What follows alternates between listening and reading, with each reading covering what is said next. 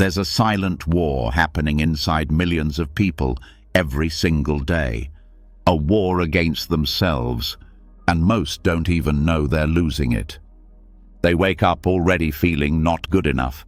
They scroll through their phones, comparing, criticizing, and wishing they were someone else. They punish themselves for every mistake, every flaw, every scar they carry. And the saddest part, they think this is normal. They think hating themselves a little bit is just being realistic. They think self-love is some luxury they'll never deserve. But tonight, that lie ends here. Because what you're about to discover is the truth that no one teaches in school, no one posts about on social media, and no one can take away from you once you hear it. Real self-love isn't something you have to earn. It's something you remember. It's something you already are, and with the wisdom of ancient Buddhism, we're going to peel away every toxic story, every heavy burden, every cruel voice inside you, one by one, until what's left is the undeniable truth. You were never broken. You were always enough. You just forgot. So get comfortable, stay close, and listen carefully, because by the time you reach the end of this journey, you won't just understand self-love. You will feel it living inside you, like a fire that will never burn out again. Let's begin. And if you're still here, it means some part of you is ready. Ready to stop surviving and start living with yourself differently. So let's go straight into the first doorway of real self-love, the one most people never dare to open, the mirror of kindness. There's a hidden place inside every human heart that has been waiting a very long time to be seen, not judged, not fixed, just seen. It's the part that broke the first time love was withheld, the part that tightened up the first time shame was thrown like a stone.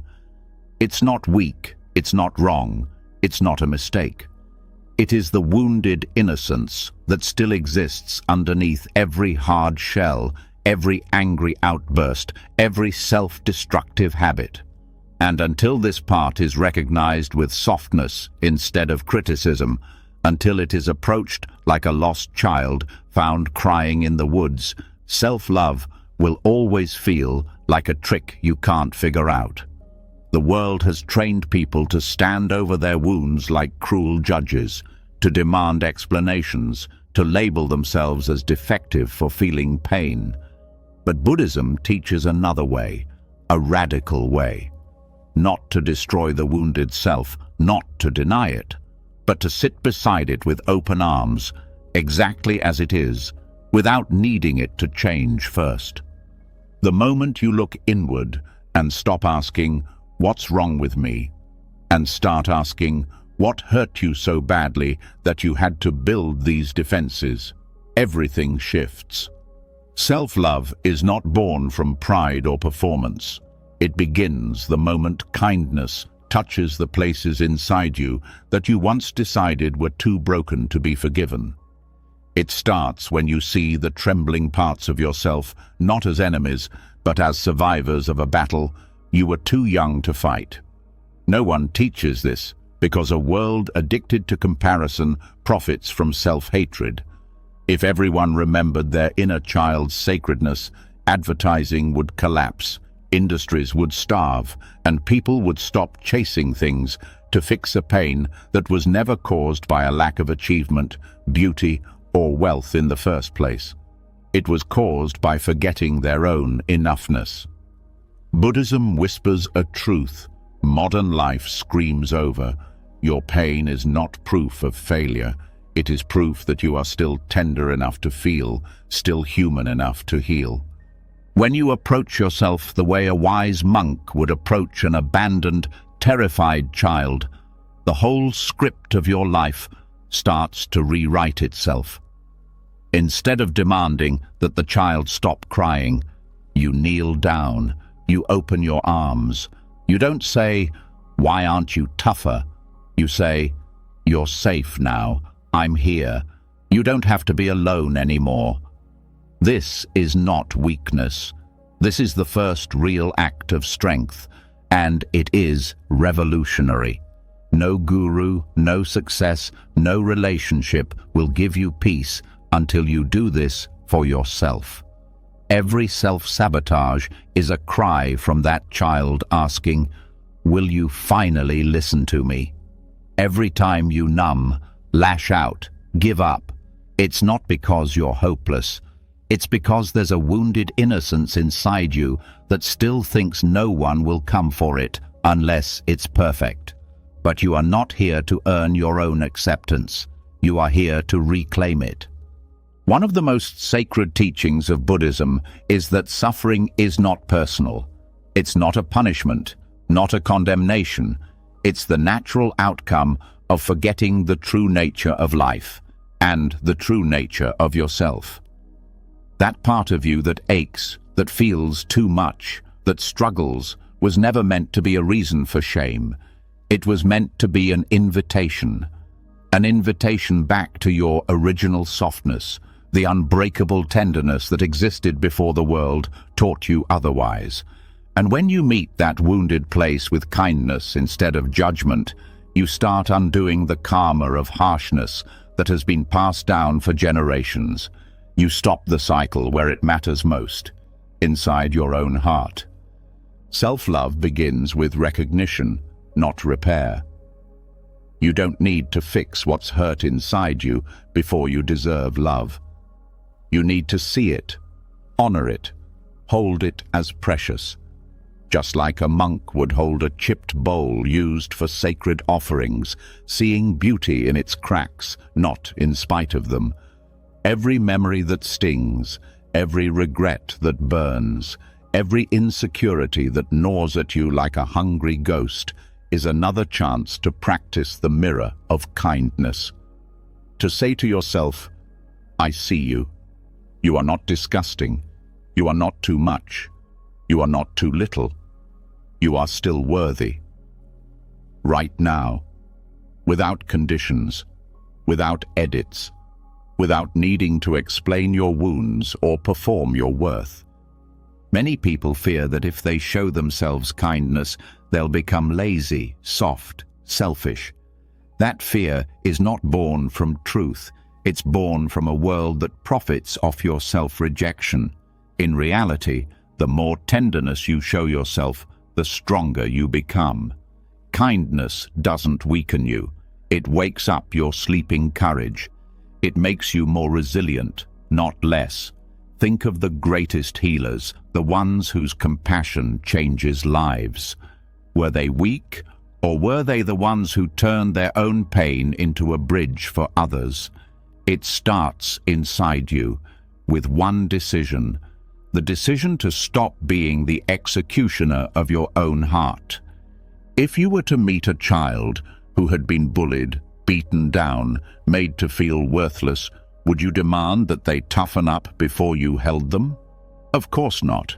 You would drop everything, rush to them, and embrace them with everything you have.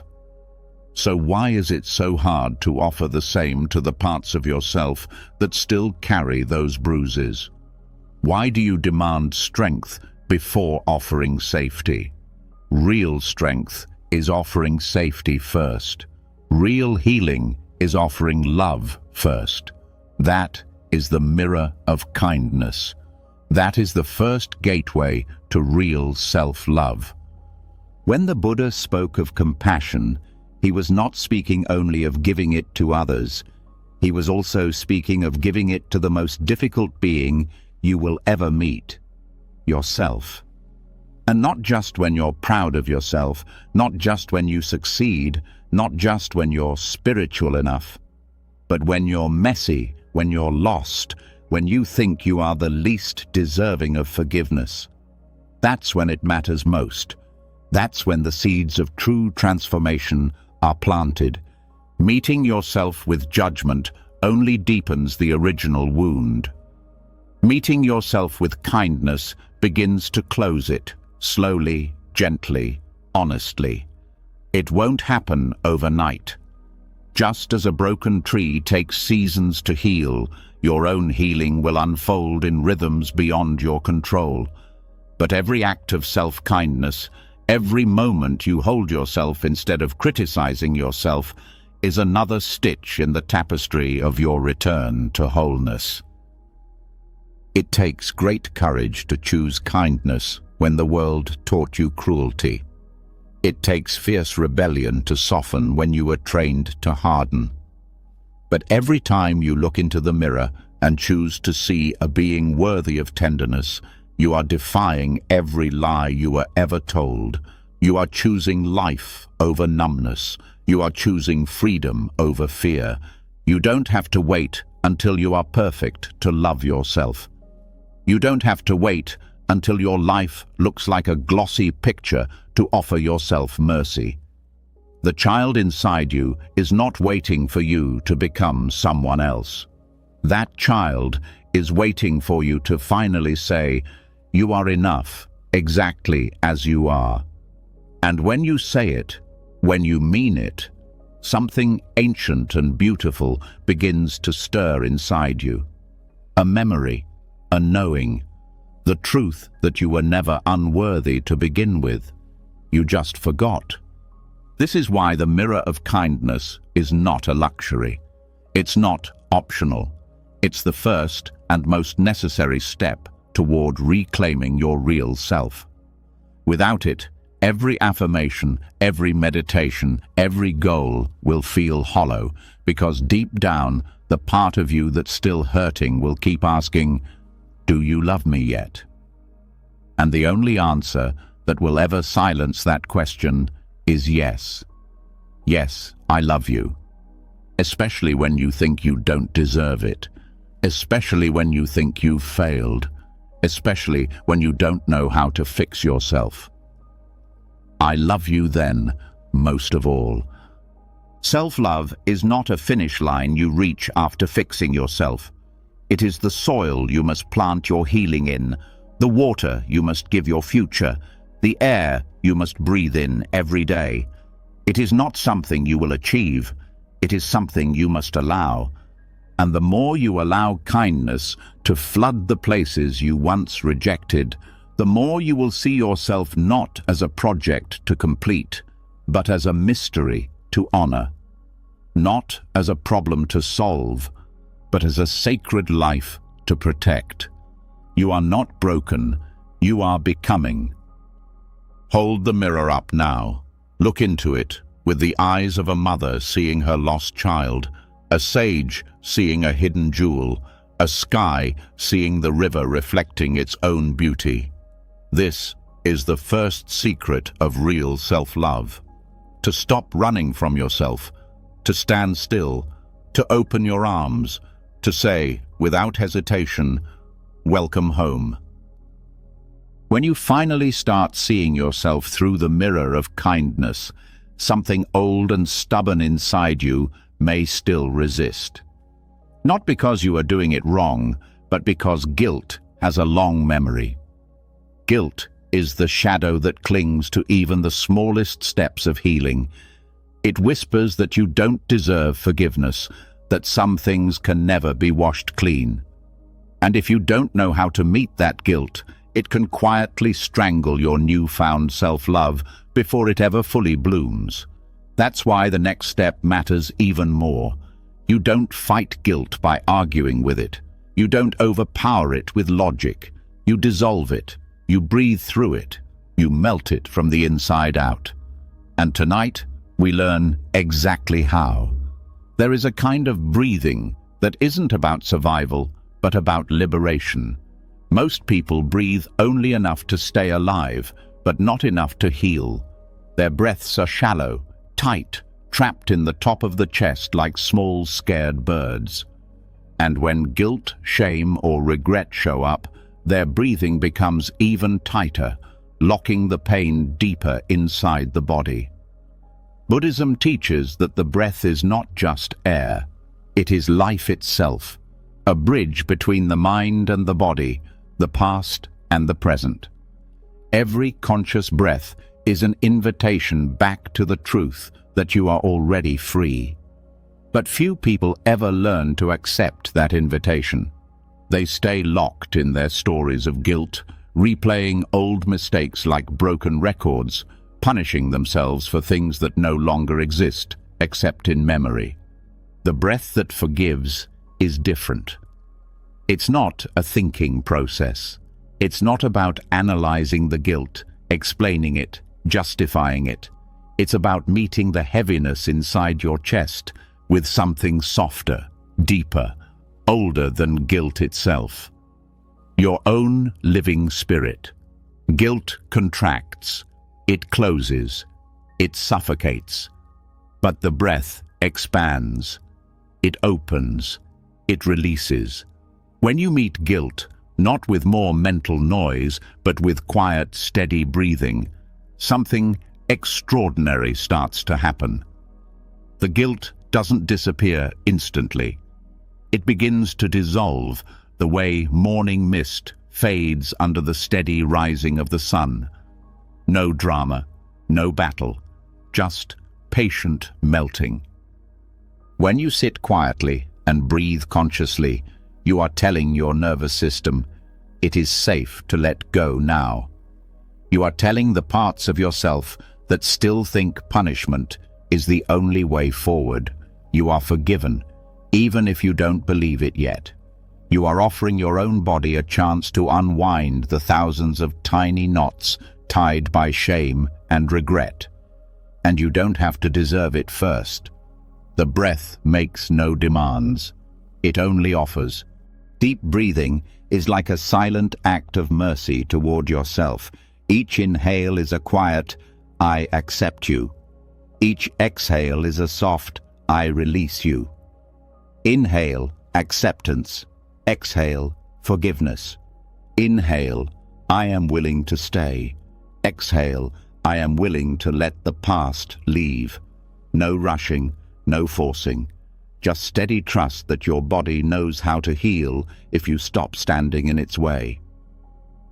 Many people misunderstand forgiveness. They think it means pretending something didn't hurt, or letting someone else off the hook. But true forgiveness, especially toward yourself, is something far more profound. It's the recognition that carrying guilt forever does not undo the past. It only poisons the present.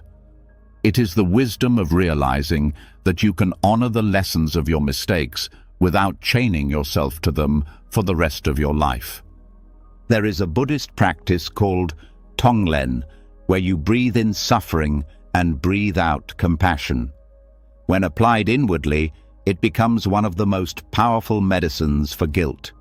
You breathe in your own pain without running from it, without labeling it bad. And then you breathe out kindness, sending it first to yourself.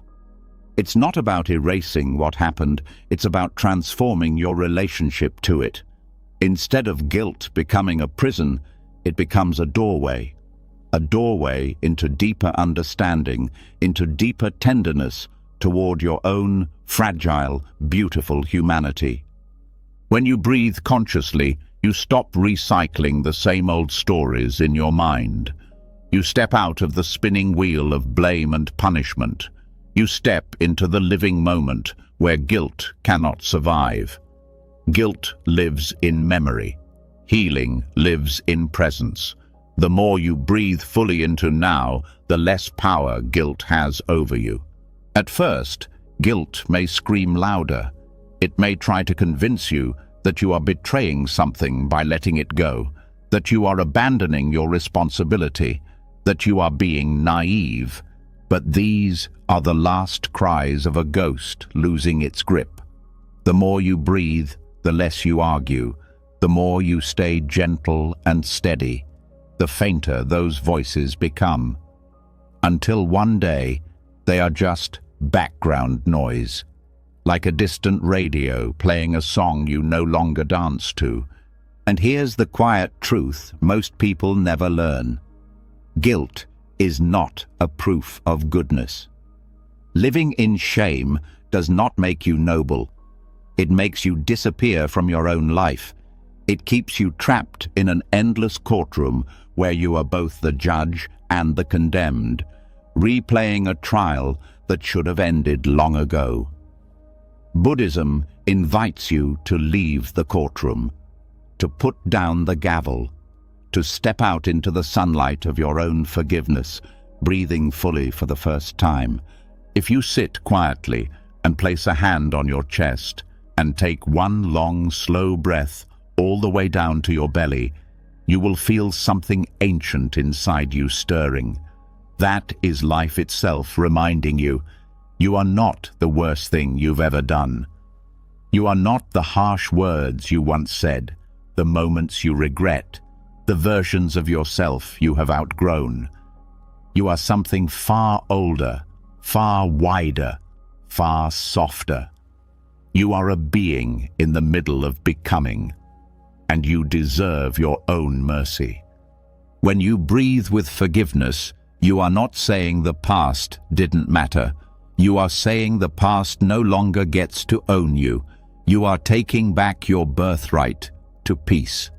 You are making an offering to yourself, the offering of unconditional acceptance, here and now, breath by breath. And there is another secret hidden in this practice. The more you learn to forgive yourself, the easier it becomes to forgive others. Because forgiveness is not really about fairness. It is about freedom. It is about choosing not to carry the burning coal of resentment in your own hands, even when you believe someone else deserves punishment, especially when you believe that. Every moment you refuse to forgive, you are punishing yourself far more than anyone else. Deep breathing trains your body to remember what freedom feels like. The lightness, the openness, the absence of heaviness pressing down on your chest. It's not a theory, it's not an affirmation. It's a living experience. You will know it when you feel it, and the more you practice, the more natural it becomes. Forgiving yourself through breathing is the act of saying, I trust that my worth was never destroyed by my worst mistakes. I trust that even if I stumbled, even if I hurt others or myself, even if I made choices I would undo in a heartbeat if I could, the essential goodness of my being was never erased. It was only buried, and now I am breathing it back into life. Some days, the breathing will feel easy. Other days, it will feel like moving through thick mud.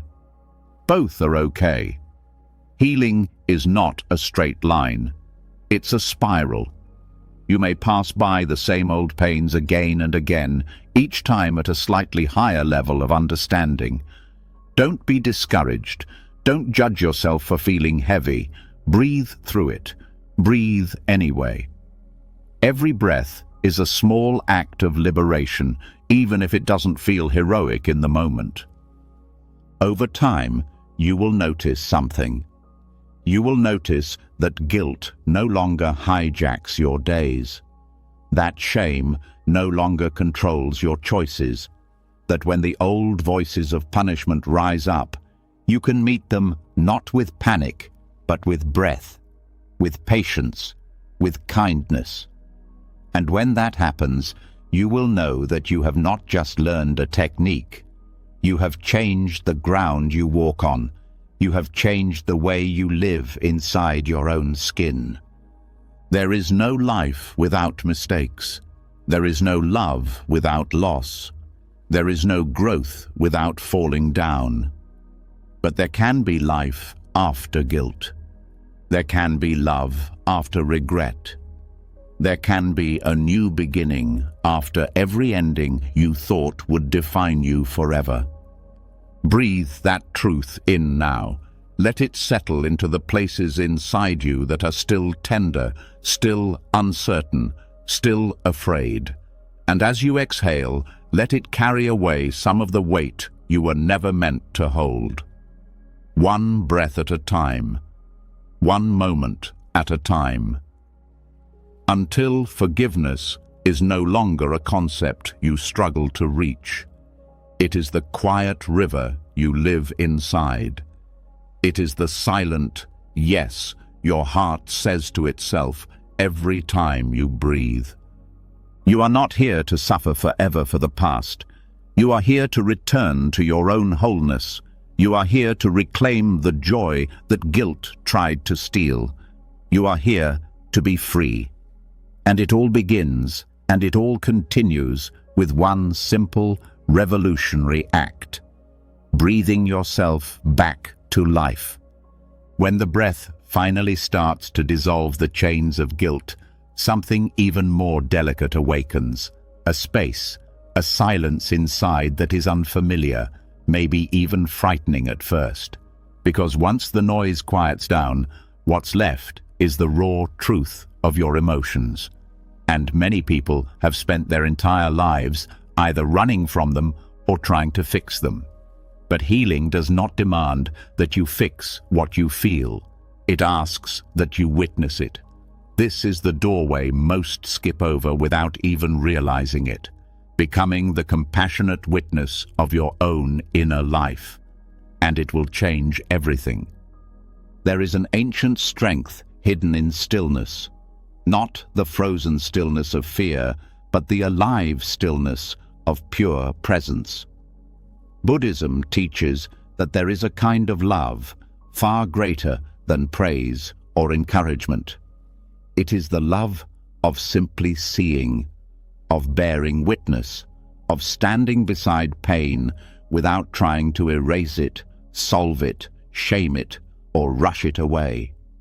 And for many, this is the first time in their entire lives that they will be seen this way, not by another person, but by themselves. Most people live trapped in a frantic cycle inside their own heads. Feel something uncomfortable, panic, criticize themselves for it, try to push it away, feel worse, repeat. It's like trying to put out a fire by throwing gasoline on it. The harder they try to fix what they feel, the deeper they sink. But there is another way. When you step back and become the observer, you break the cycle without violence. You don't have to argue with your emotions. You don't have to beat them into submission. You just have to notice them, without commentary, without attack, without turning them into villains. The compassionate witness inside you is like a wise old tree watching a storm pass through its branches. The tree does not curse the rain. It does not snap its own limbs in frustration. It simply holds space. It bends when it needs to. It stands firm when it can. It lets the storm pass through without losing its own rootedness. And that is what your heart is learning to do. When sadness rises, you don't have to label it bad. You don't have to label yourself broken. You can simply say, sadness is here. When anger surges, you don't have to panic and bury it or explode and regret it. You can simply say, anger is passing through. When fear clutches at your chest, you don't have to shame yourself for being weak. You can simply say, fear is visiting now. Like a gentle host welcoming every guest, no matter how messy, no matter how loud. The miracle hidden inside this practice is that feelings lose their power to control you the moment you stop fighting them. They peak, they pass, they dissolve, without being forced, without being denied, without wrecking you. The energy you used to spend suppressing or dramatizing your emotions becomes available again, available for healing, for presence, for real living. But this witnessing has to come with compassion. It is not cold surveillance. It is not detached indifference. It is the warmth of saying to yourself, you are allowed to feel this. It is the quiet voice inside that says, you are not wrong for being human. And every time you offer yourself that kind of witnessing, you are building a new foundation of self-trust, one that doesn't collapse when life gets messy. Most people were taught to police their emotions instead of understanding them. Don't cry. Don't get angry. Don't be scared. As if feelings were failures, as if being affected by life was something shameful. But Buddhism teaches that being deeply affected is not a flaw. It is part of being awake. The awakened heart feels it all, the sorrow and the joy, the fear and the courage, the despair and the wonder. And it welcomes it all without trying to amputate half of the human experience. You are not here to become a robot who only feels what's convenient. You are here to become a vast, living space where all of life can flow through you without breaking you. Every emotion that arises inside you is like a traveler knocking on your door. You don't have to let them move in forever, but you do have to acknowledge their presence. Ignoring them or attacking them only makes them louder, more desperate for your attention. When you witness yourself compassionately, you also start to see the difference between pain and suffering. Pain is inevitable. Suffering is what happens when you refuse to let yourself feel the pain. Pain is the storm. Suffering is tying yourself to the tree in the middle of the storm and refusing to let go. Witnessing allows the pain to pass through you without becoming your identity. You feel the sadness, but you are not sadness. You feel the anger, but you are not anger. You feel the fear, but you are not fear. You are the witness, the space, the kindness holding it all. This shift from identification to observation is subtle but revolutionary. It means you can go through hard moments without being shattered by them. It means you can feel lost without believing you are lost. It means you can weep without believing you are weak. The storm passes, the tree remains. Compassionate witnessing also transforms the way you respond to yourself during setbacks. Instead of criticizing yourself for not being healed enough, wise enough, calm enough, you can simply notice your struggle and say, "This is hard," not as judgment, as truth. And by naming it with kindness instead of cruelty, you offer yourself the exact medicine you always needed, the permission to be exactly where you are without shame. There is no timeline for healing. There is no race. There is no prize for reaching some imaginary finish line. Healing happens in layers, in spirals, in slow awakenings that cannot be forced.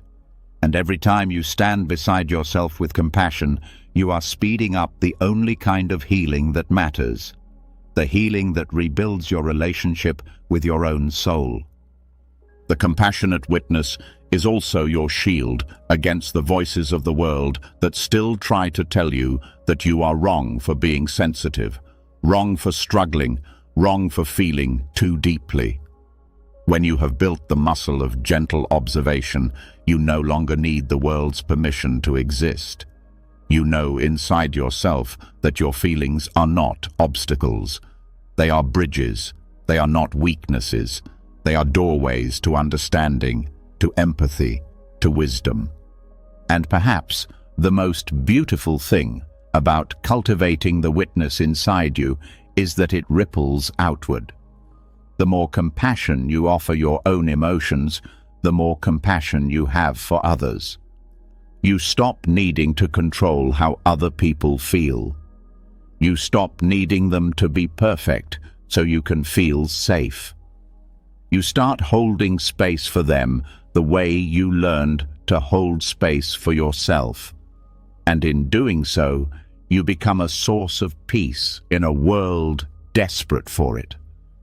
But none of that is possible until you do it for yourself first. Until you turn inward, sit quietly, and say to whatever rises, "I see you. You are allowed to be here. You are not alone." No fixing, no scolding, no rushing, just presence, just breath, just the steady, unwavering kindness of a heart that is learning to stay. When storms of emotion come, and they will, you will not always feel ready. You will not always feel brave, but you can always be willing to sit, willing to stay, willing to witness, and that willingness will carry you farther than any technique, any affirmation, any desperate search for a solution. Self-love is not built through perfection. It is built through presence, through the small, ordinary, brave act of staying with yourself exactly as you are. No edits, no apologies, no masks. Just the raw, living truth of being human, seen, honored, and loved by the only person who can never abandon you, yourself. Tonight, as you listen, you are already practicing. Every breath you take, every feeling you allow without judgment, every moment you stay with yourself when it would be easier to run away, you are weaving a new pattern into your life. A pattern of trust, a pattern of kindness, a pattern of deep, unshakable love. And this is how you become whole, not by chasing some future version of yourself, but by witnessing the version that stands here now, messy, beautiful, hurting, healing, and offering it the blessing it has been waiting for all along, your own unconditional presence. Once you learn how to witness yourself without rushing to fix what you feel, a new kind of silence starts to grow inside you. Not an empty silence, but a full one, a silence full of life, of breathing space, of unexpected tenderness. And if you listen closely, you'll hear an old, heavy belief still rattling quietly in the background. A belief that most people have carried for so long, they mistake it for the truth itself. The belief that love must be earned, that being alive is not enough, that worthiness has to be proven. This belief is the invisible cage around most hearts. Tonight, we are going to tear it down. There's a harsh story stitched into the fabric of modern life, repeated so often it sounds like common sense. Be good enough and you'll be loved. Achieve enough and you'll be valued. Perform enough and you'll be safe. Fail and you lose it all.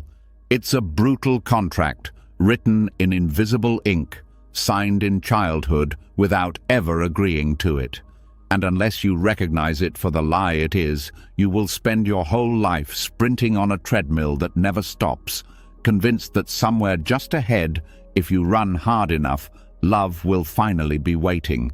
But it never is, because love was never meant to be earned. Love was meant to be remembered. Buddhism does not teach that you must earn your right to exist. It does not say you have to accumulate virtues like trophies to deserve your own tenderness. It points to something far simpler, far more radical. Your existence itself is enough. Your being, breathing, feeling, living is already a miracle. You were never meant to perform worthiness like a circus act. You were meant to awaken to it, like opening your eyes after a long sleep.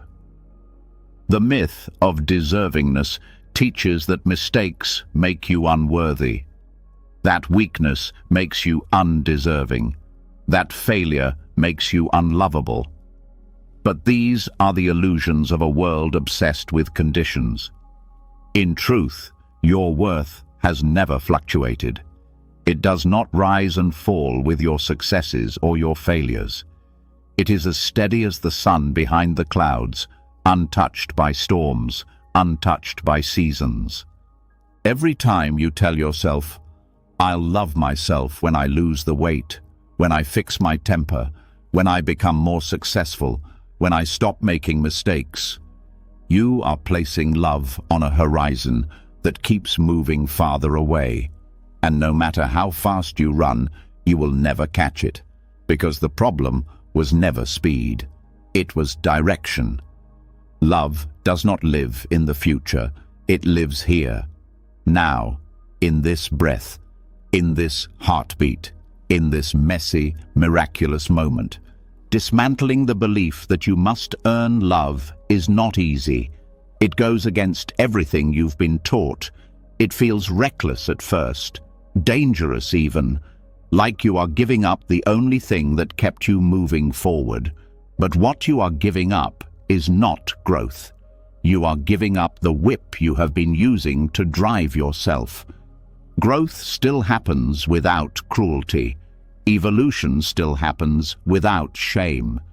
In fact, it happens better, because when you stop relating to yourself as a project that needs fixing, you finally create the safety necessary for real transformation to unfold. Think of a child learning to walk. They stumble, they fall, they cry. No one sane stands over them shouting, "You're worthless until you can run a marathon."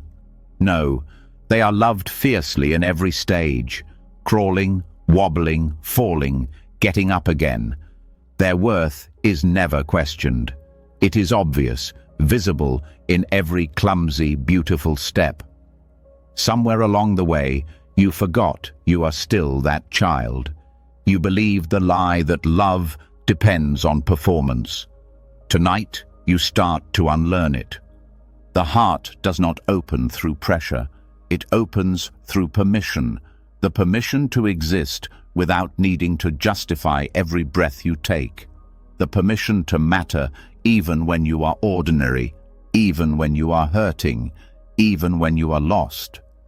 Real self-love starts not when you achieve some ideal version of yourself, but when you drop the exhausting quest to become lovable and realize you always were.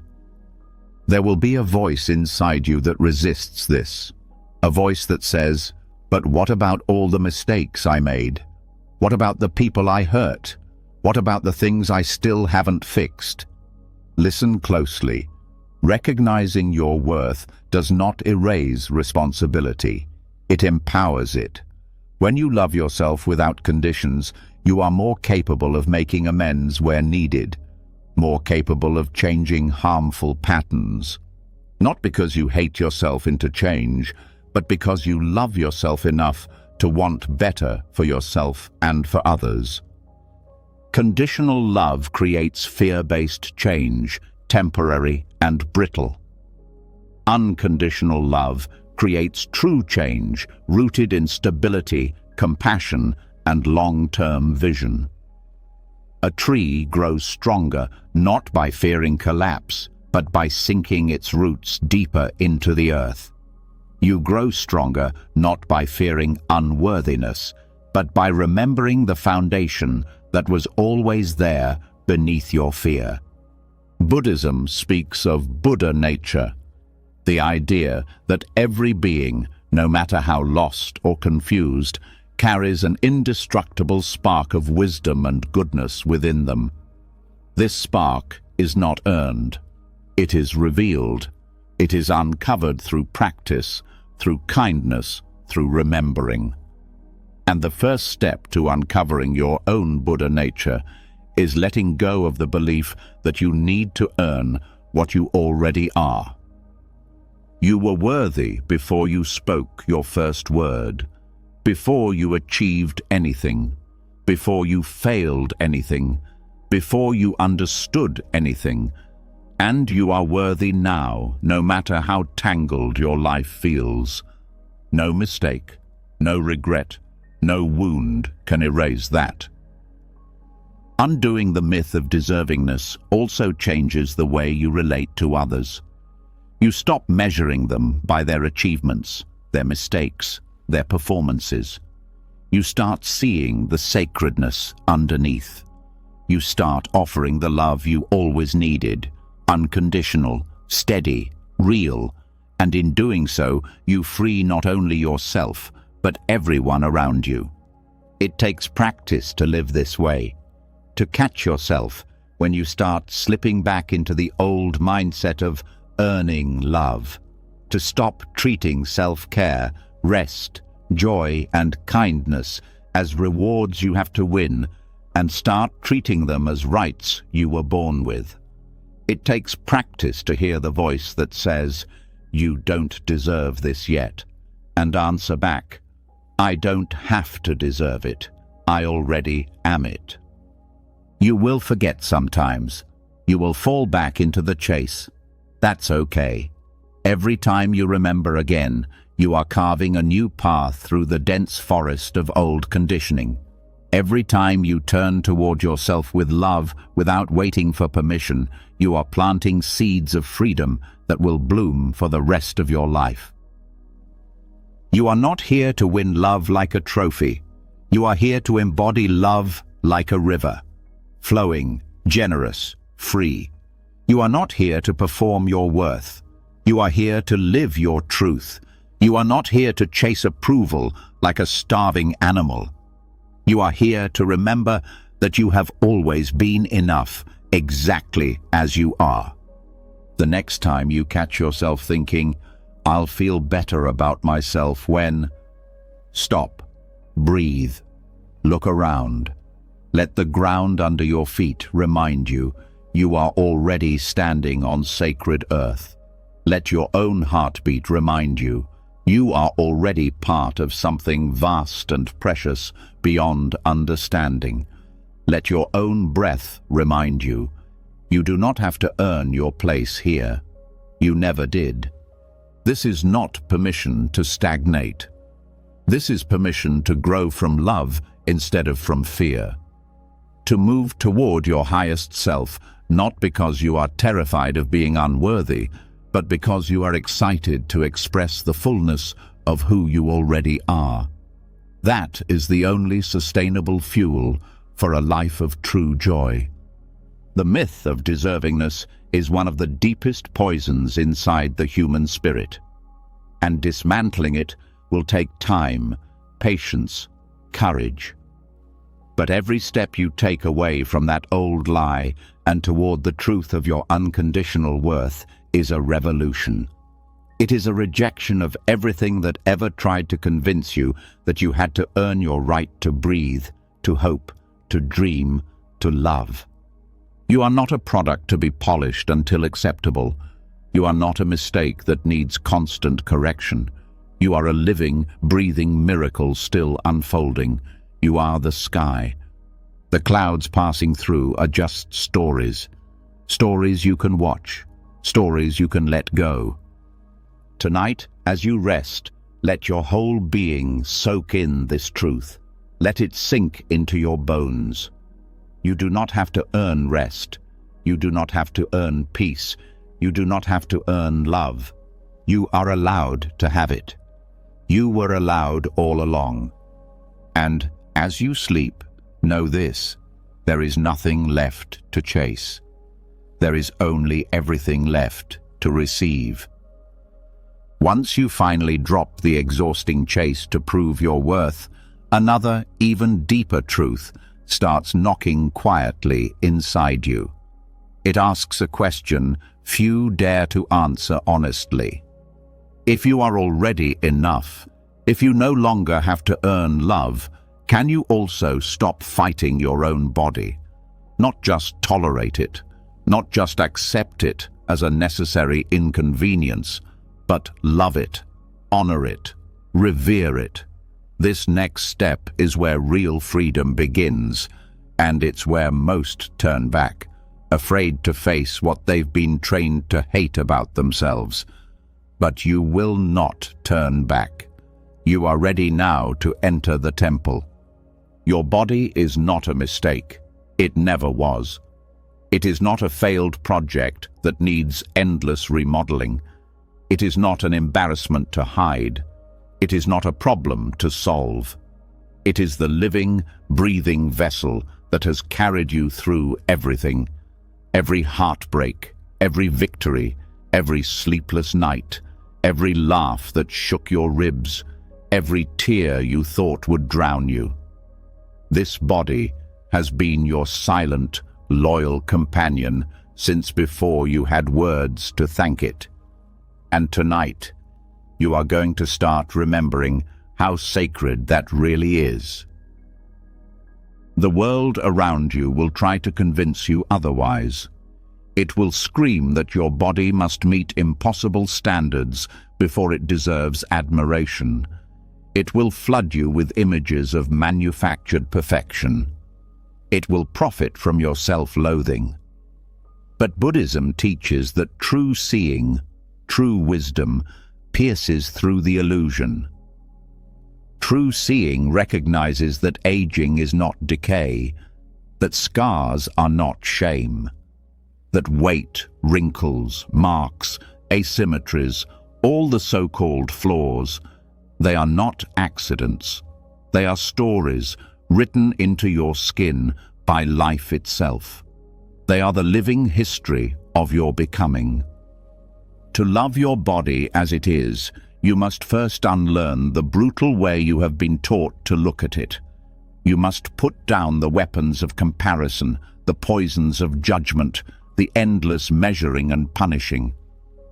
You must remember how a monk treats a temple, not by demanding it be shinier, newer, flashier, but by tending to it with quiet reverence, sweeping its floors, repairing its cracks, bowing in gratitude for the space it holds. Your body is not an enemy to conquer. It is not a project to perfect. It is a sacred space, a field of miracles that asks only for respect. Every cell is a universe.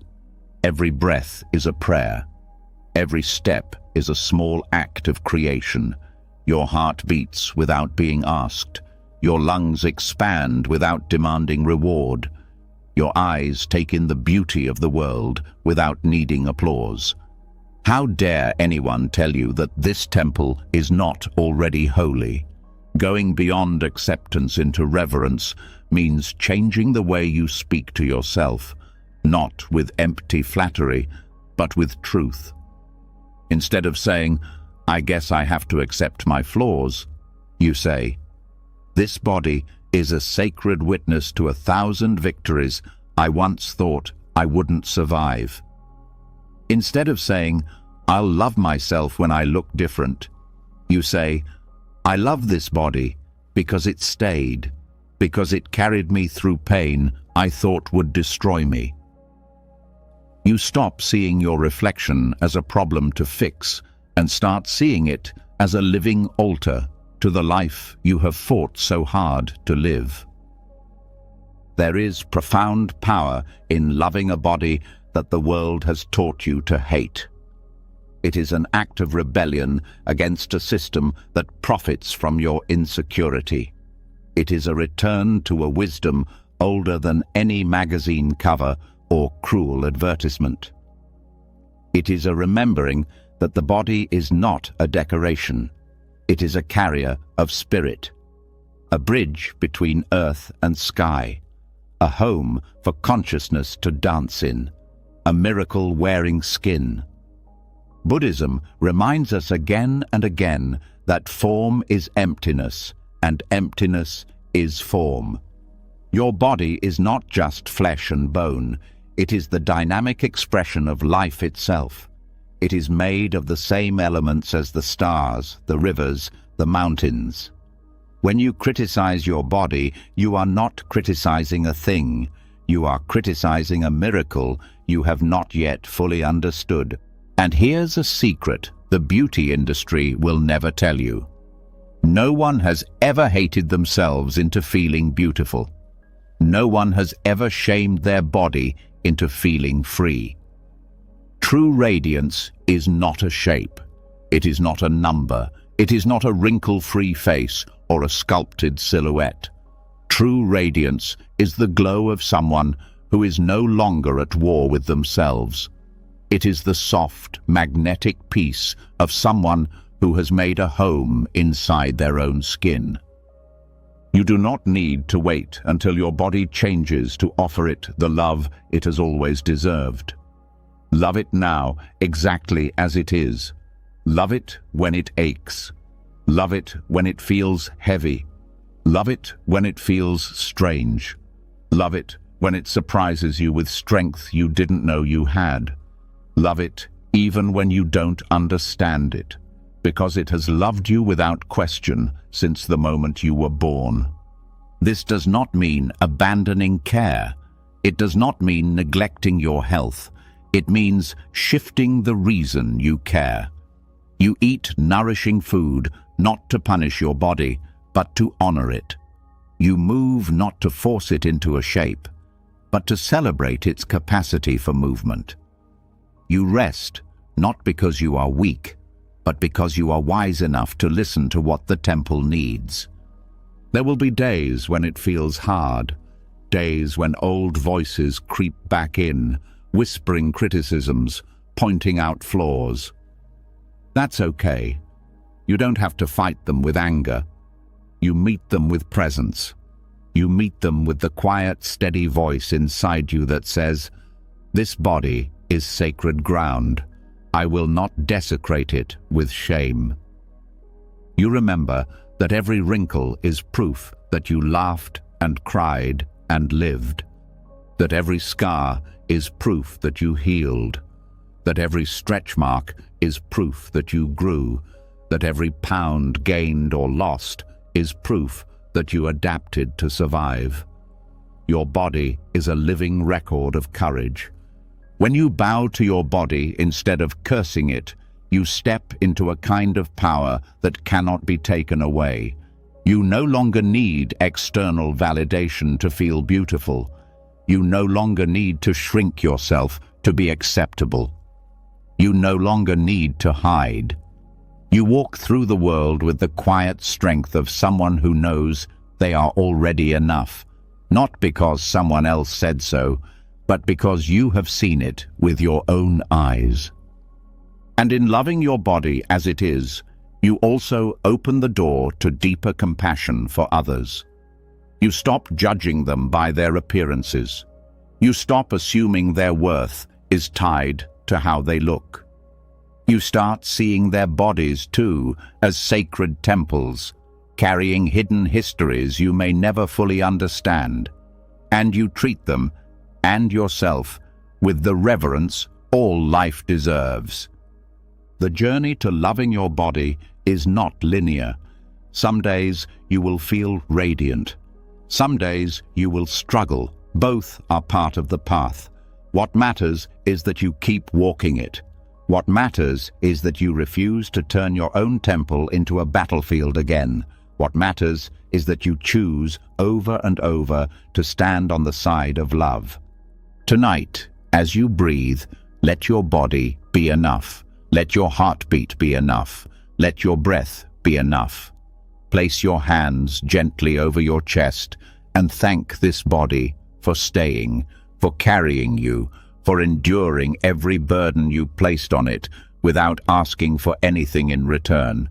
Whisper to it softly, "I see you. I honor you. I love you." And know that every word is a thread weaving you back into wholeness. You are not here to fix yourself. You are here to remember the sacredness you forgot. You are here to return to the temple you have always lived in.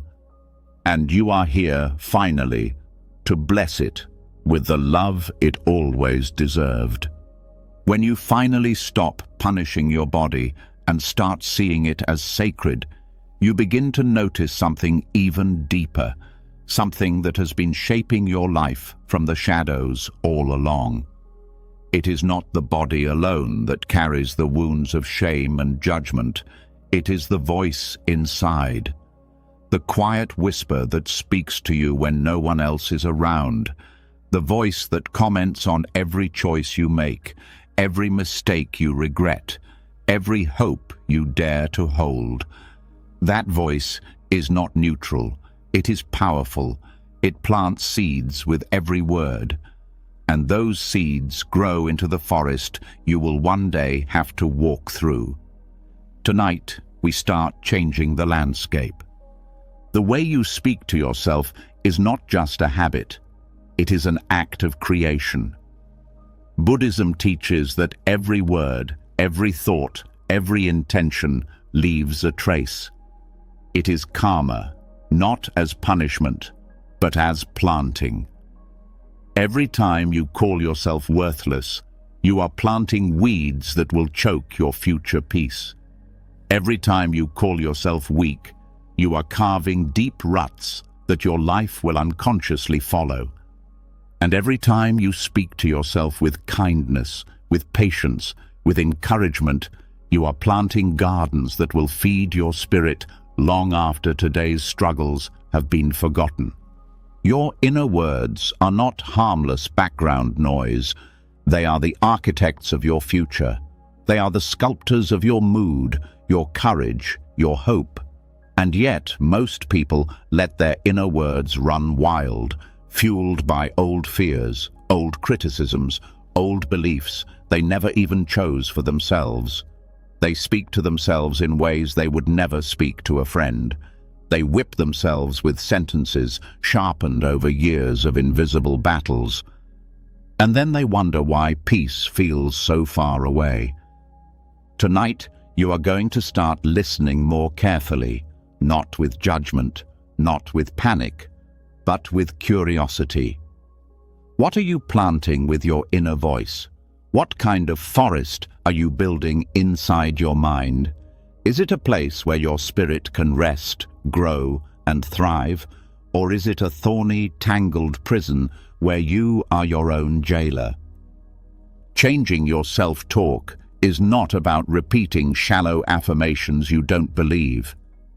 It's about seeing clearly. It's about noticing the hidden assumptions underneath your thoughts. It's about interrupting the autopilot of cruelty you have been taught to call normal. It's about choosing again and again to plant seeds that nourish instead of seeds that poison. When a harsh inner voice rises up, "You're such a failure. You're never going to change. You always mess things up." Don't try to argue with it at first. Just notice it. Witness it the way a monk watches a cloud pass across the sky. See how old it feels. See how heavy it sounds. Realize it is not the voice of truth. It is the echo of every wound you never deserved. Once you notice it, you can begin to change it. Gently, persistently, like pulling weeds, not with rage, but with steady hands. You catch the harsh voice and you respond with something different, something kinder, something more true. You do not pretend the pain isn't there. You simply refuse to keep feeding it. Instead of, "I'm a failure," you say, "I'm learning, and that takes courage." Instead of, "I'll never change," you say, "I am changing, even when it feels slow." Instead of, "I always mess things up," you say, "I am doing my best, and that is enough for today." You are not lying to yourself. You are telling a deeper truth, a truth that leaves space for imperfection, for growth, for humanity, a truth that waters the seeds of self-respect and hope instead of pouring acid on them. Buddhism teaches that what you frequently think about, you become. Your mind is like a field. If you plant thorns, you will walk through thorns. If you plant flowers, you will walk through flowers. But the mind does not care what you plant. It will grow whatever seeds you choose. This is both the danger and the opportunity. Most people do not realize that every insult they repeat to themselves becomes a little heavier to carry. That every harsh word they breathe into their own chest becomes another thread in the net that keeps them trapped. Freedom is not found in external achievements. It is found in the invisible decision to start speaking differently inside your own head. And when you commit to this change, when you start planting different seeds, you won't see the results overnight. Just like a garden, the first signs of life are hidden underground. You keep speaking with patience even when it feels silly.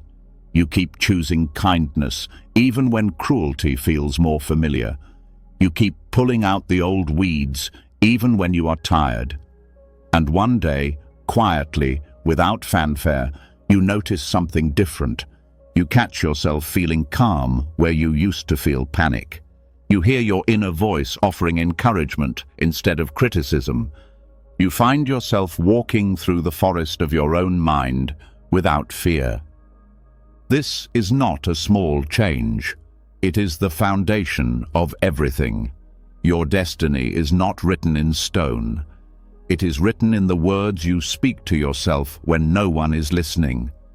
There will be days when the old voices are louder. Days when your self-talk slips back into old patterns of fear and judgment. That's normal. It does not mean you are failing.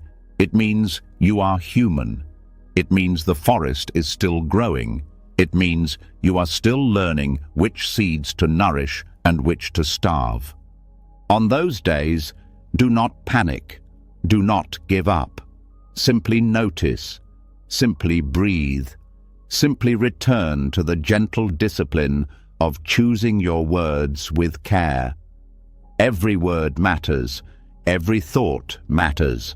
Every moment you catch yourself slipping and choose a kinder thought instead, you are changing the soil of your life. You are not here to be perfect at this. You are here to be patient.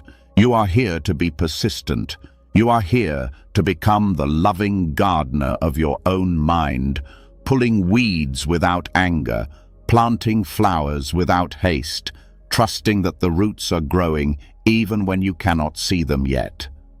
And here's a secret most people miss. The kinder you are to yourself, the stronger you become. Not weaker, stronger. Because when your inner voice becomes your ally instead of your enemy, you no longer waste precious energy fighting yourself. You have that energy available for healing, for growing, for dreaming bigger than you ever thought possible. The karma of inner words is not abstract. It is immediate. It is cumulative. It is powerful beyond measure. Every time you tell yourself, "I am doing my best," you are planting resilience.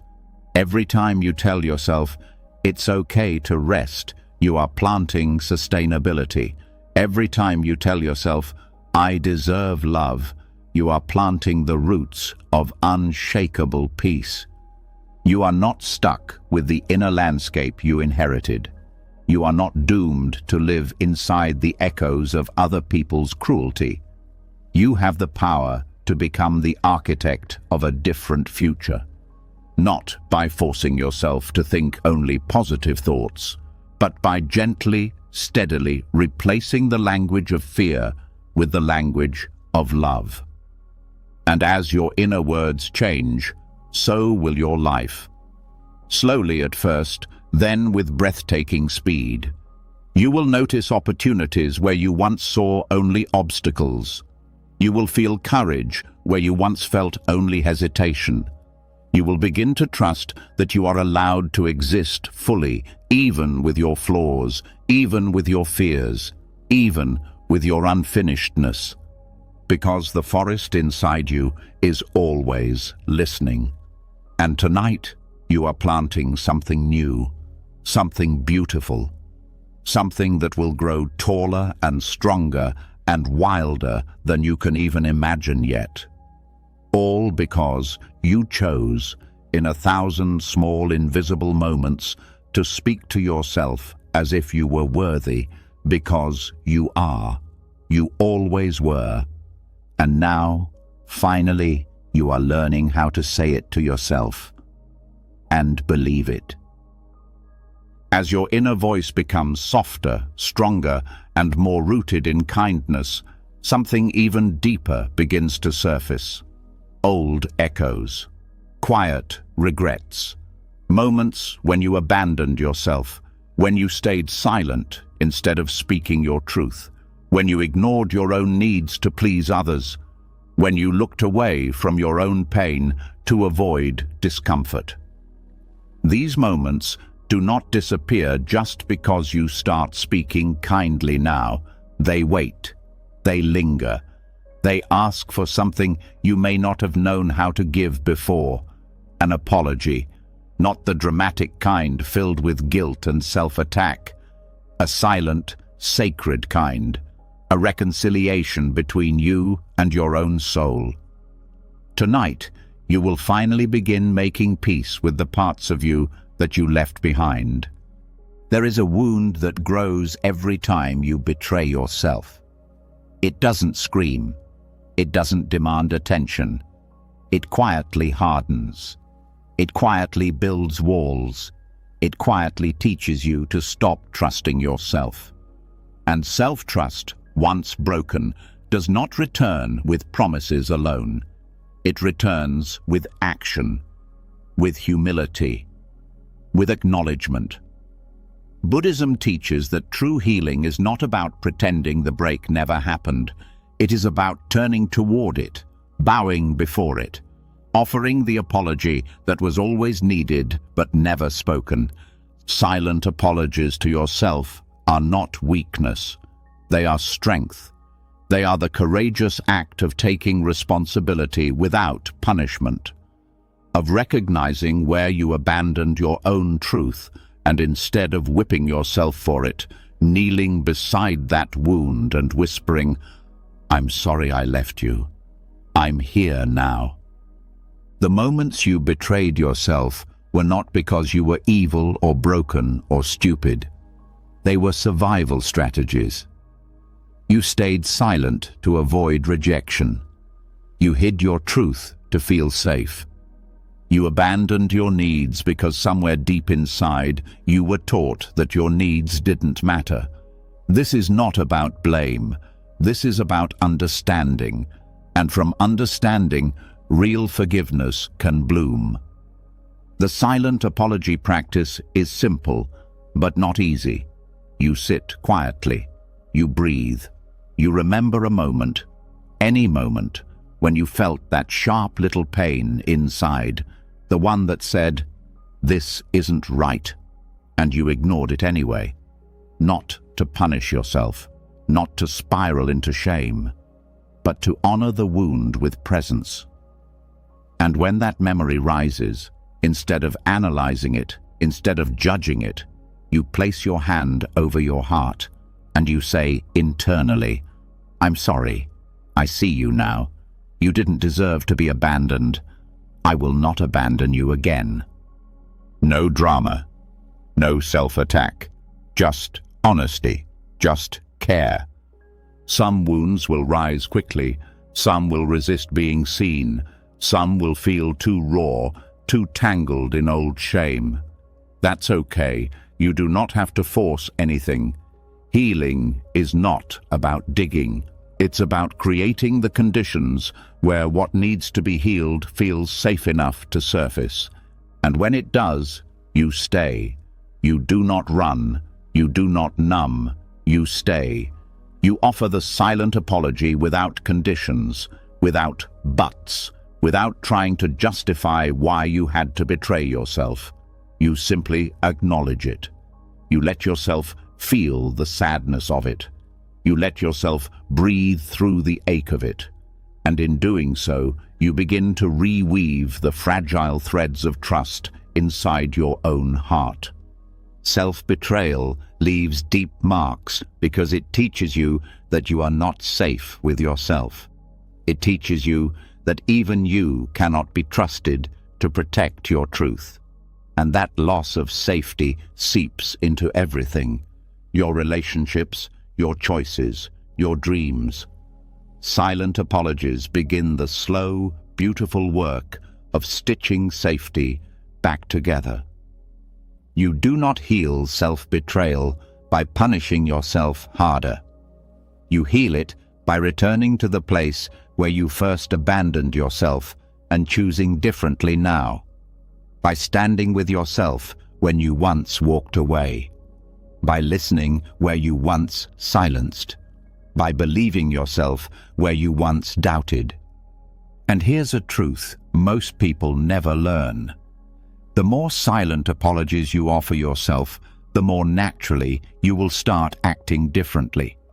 Not because you force it, but because you no longer want to abandon yourself again.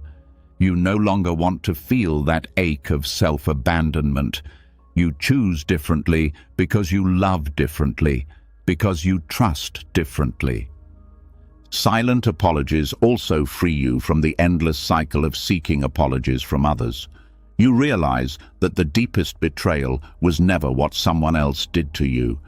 It was what you were taught to do to yourself in response. When you heal that, when you stand with yourself again, the power others had over your peace dissolves. They no longer hold the keys to your healing. You do. And when you practice silent apologies regularly, something even softer awakens. Compassion. You stop being so hard on your younger self.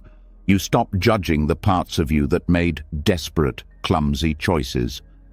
You start seeing yourself not as a villain who ruined everything, but as a wounded traveler who did the best they could with the tools they had at the time. You start whispering to yourself not just, "I'm sorry," but also, "Thank you for surviving. Thank you for trying. Thank you for not giving up, even when you wanted to."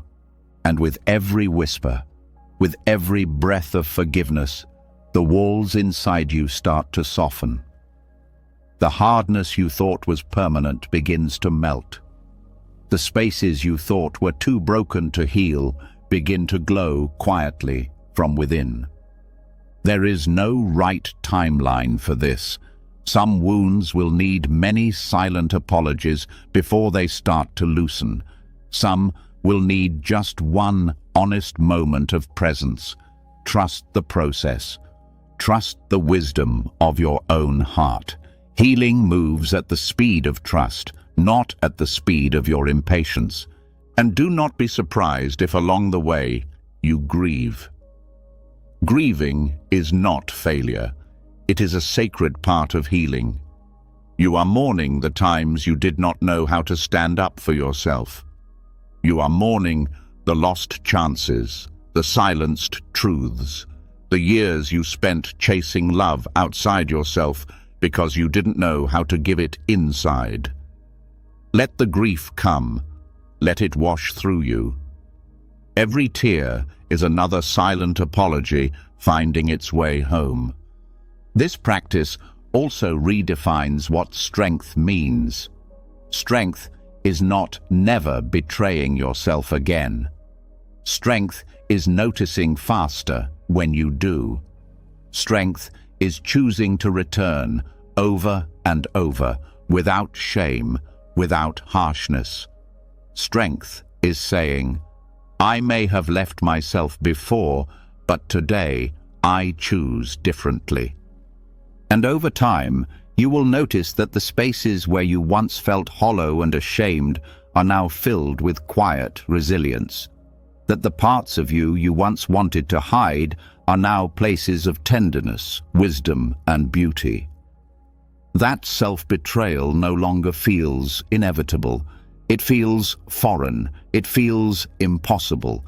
Because you have become someone who stands with yourself no matter what. There will still be temptations. Moments when it feels easier to silence your truth, to fit in, to shrink yourself, to avoid conflict. That's human. That's normal. But now you will recognize the cost. Now you will feel the tug of loyalty to yourself stronger than the pull of fear. Now you will choose, more often than not, to stay true. And when you don't, because you won't always, you will know how to return. Not with punishment, not with despair, but with a hand over your heart and a silent apology whispered into the tender spaces within you.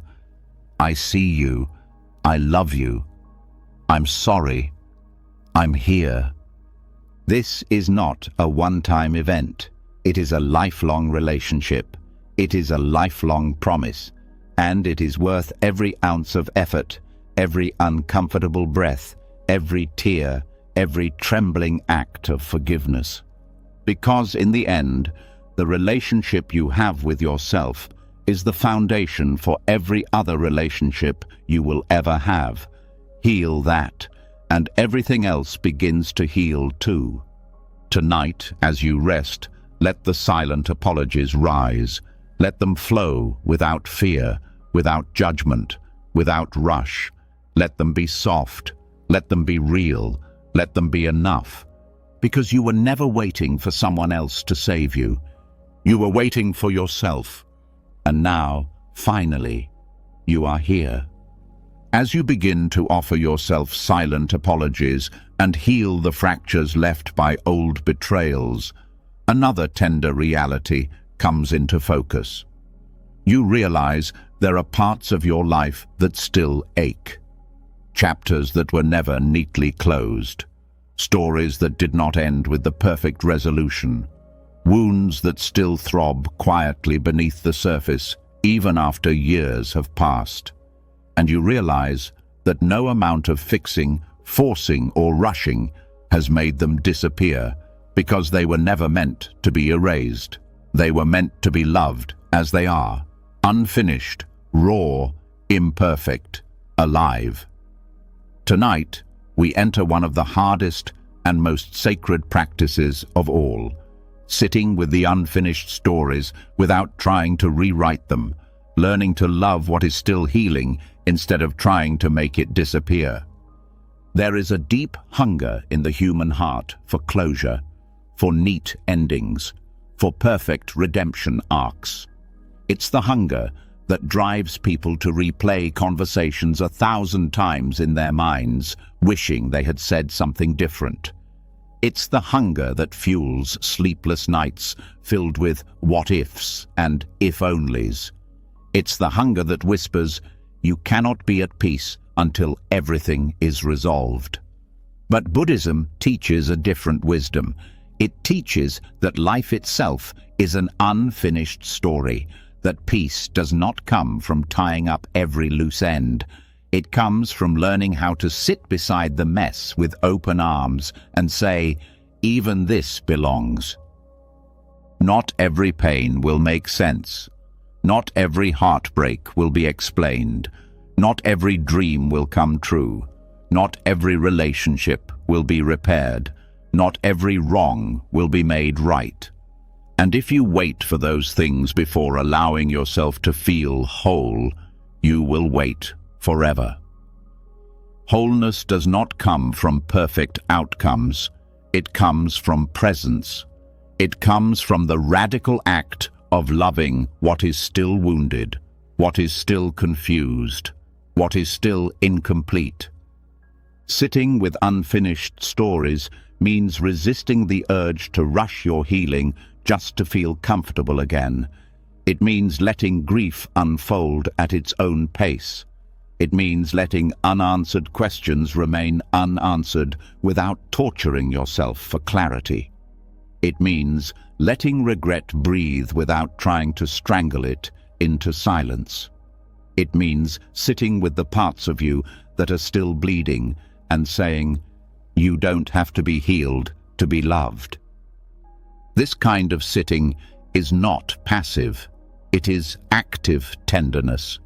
It is choosing to stay present with your own discomfort instead of abandoning yourself again. It is choosing to witness your own sorrow without trying to silence it. It is choosing to treat your pain not as a flaw, but as a sacred testimony to your willingness to live fully, to feel deeply, to risk being broken in the pursuit of connection and meaning. The parts of your story that are unfinished are not failures. They are proof that you were brave enough to engage with life, even knowing there were no guarantees. They are proof that you dared to love, to hope, to trust, even when it didn't turn out the way you wanted. They are proof that your heart was never small or shallow. It was wide enough to risk breaking. Buddhism often speaks of the lotus that grows from the mud, but it rarely promises that the mud will disappear. The lotus rises, brilliant and whole, because of the mud, not despite it. Your unfinished stories are the mud. The messy, murky, painful places where your deepest beauty is born. To sit with them without trying to clean them up is to allow the lotus of your own spirit to bloom. There is a quiet dignity in refusing to rush your own becoming, a strength in saying, I can love myself here, even if this story never resolves the way I hoped. A wisdom in knowing that some healing does not look like closure. It looks like continuing to live with an open heart even while carrying scars. You may find yourself tempted to minimize your unfinished stories, to tell yourself they don't matter, to bury them under distraction or denial. But the parts of you that still ache do not need to be erased. They need to be witnessed. They need to be honored. They need to be given a seat at the table of your life, not hidden in the attic of your mind. Sitting with unfinished stories also means recognizing that healing is not linear. Some days you will feel free, light, almost untouched by the old pain. Other days, the ache will flare up as if no time has passed at all. Neither state means you are failing. Healing moves in spirals, not straight lines. Every revisit is an opportunity to sit more deeply, to love more fully, to stay more bravely. And here's a truth the world rarely speaks. It is not the people who have closed every chapter perfectly who are the most alive. It is the people who have learned to carry their open wounds with grace. It is the people who have accepted that life is a series of beginnings, middles, and not always endings. It is the people who can sit in the mystery without needing to solve it. When you practice sitting with your unfinished stories, you stop needing to force yourself into artificial narratives of triumph. You stop needing to pretend that everything happens for a reason you can immediately understand. You stop needing to package your pain into something palatable for others. You allow your story to be as messy, as tender, as incomplete as it is, and you love it there. This practice also invites a profound humility. It reminds you that you are not the sole author of your life, that some stories remain open because they were never yours alone to close. That forgiveness sometimes happens silently, long after words are possible. That understanding sometimes blooms years after confusion first rooted itself. That love sometimes lingers even after goodbye. You are not weak because you have unfinished stories. You are human. You are courageous for choosing to stay connected to your own heart, even when it hurts. You are wise for recognizing that some questions will echo unanswered, and that your worth does not depend on silencing them.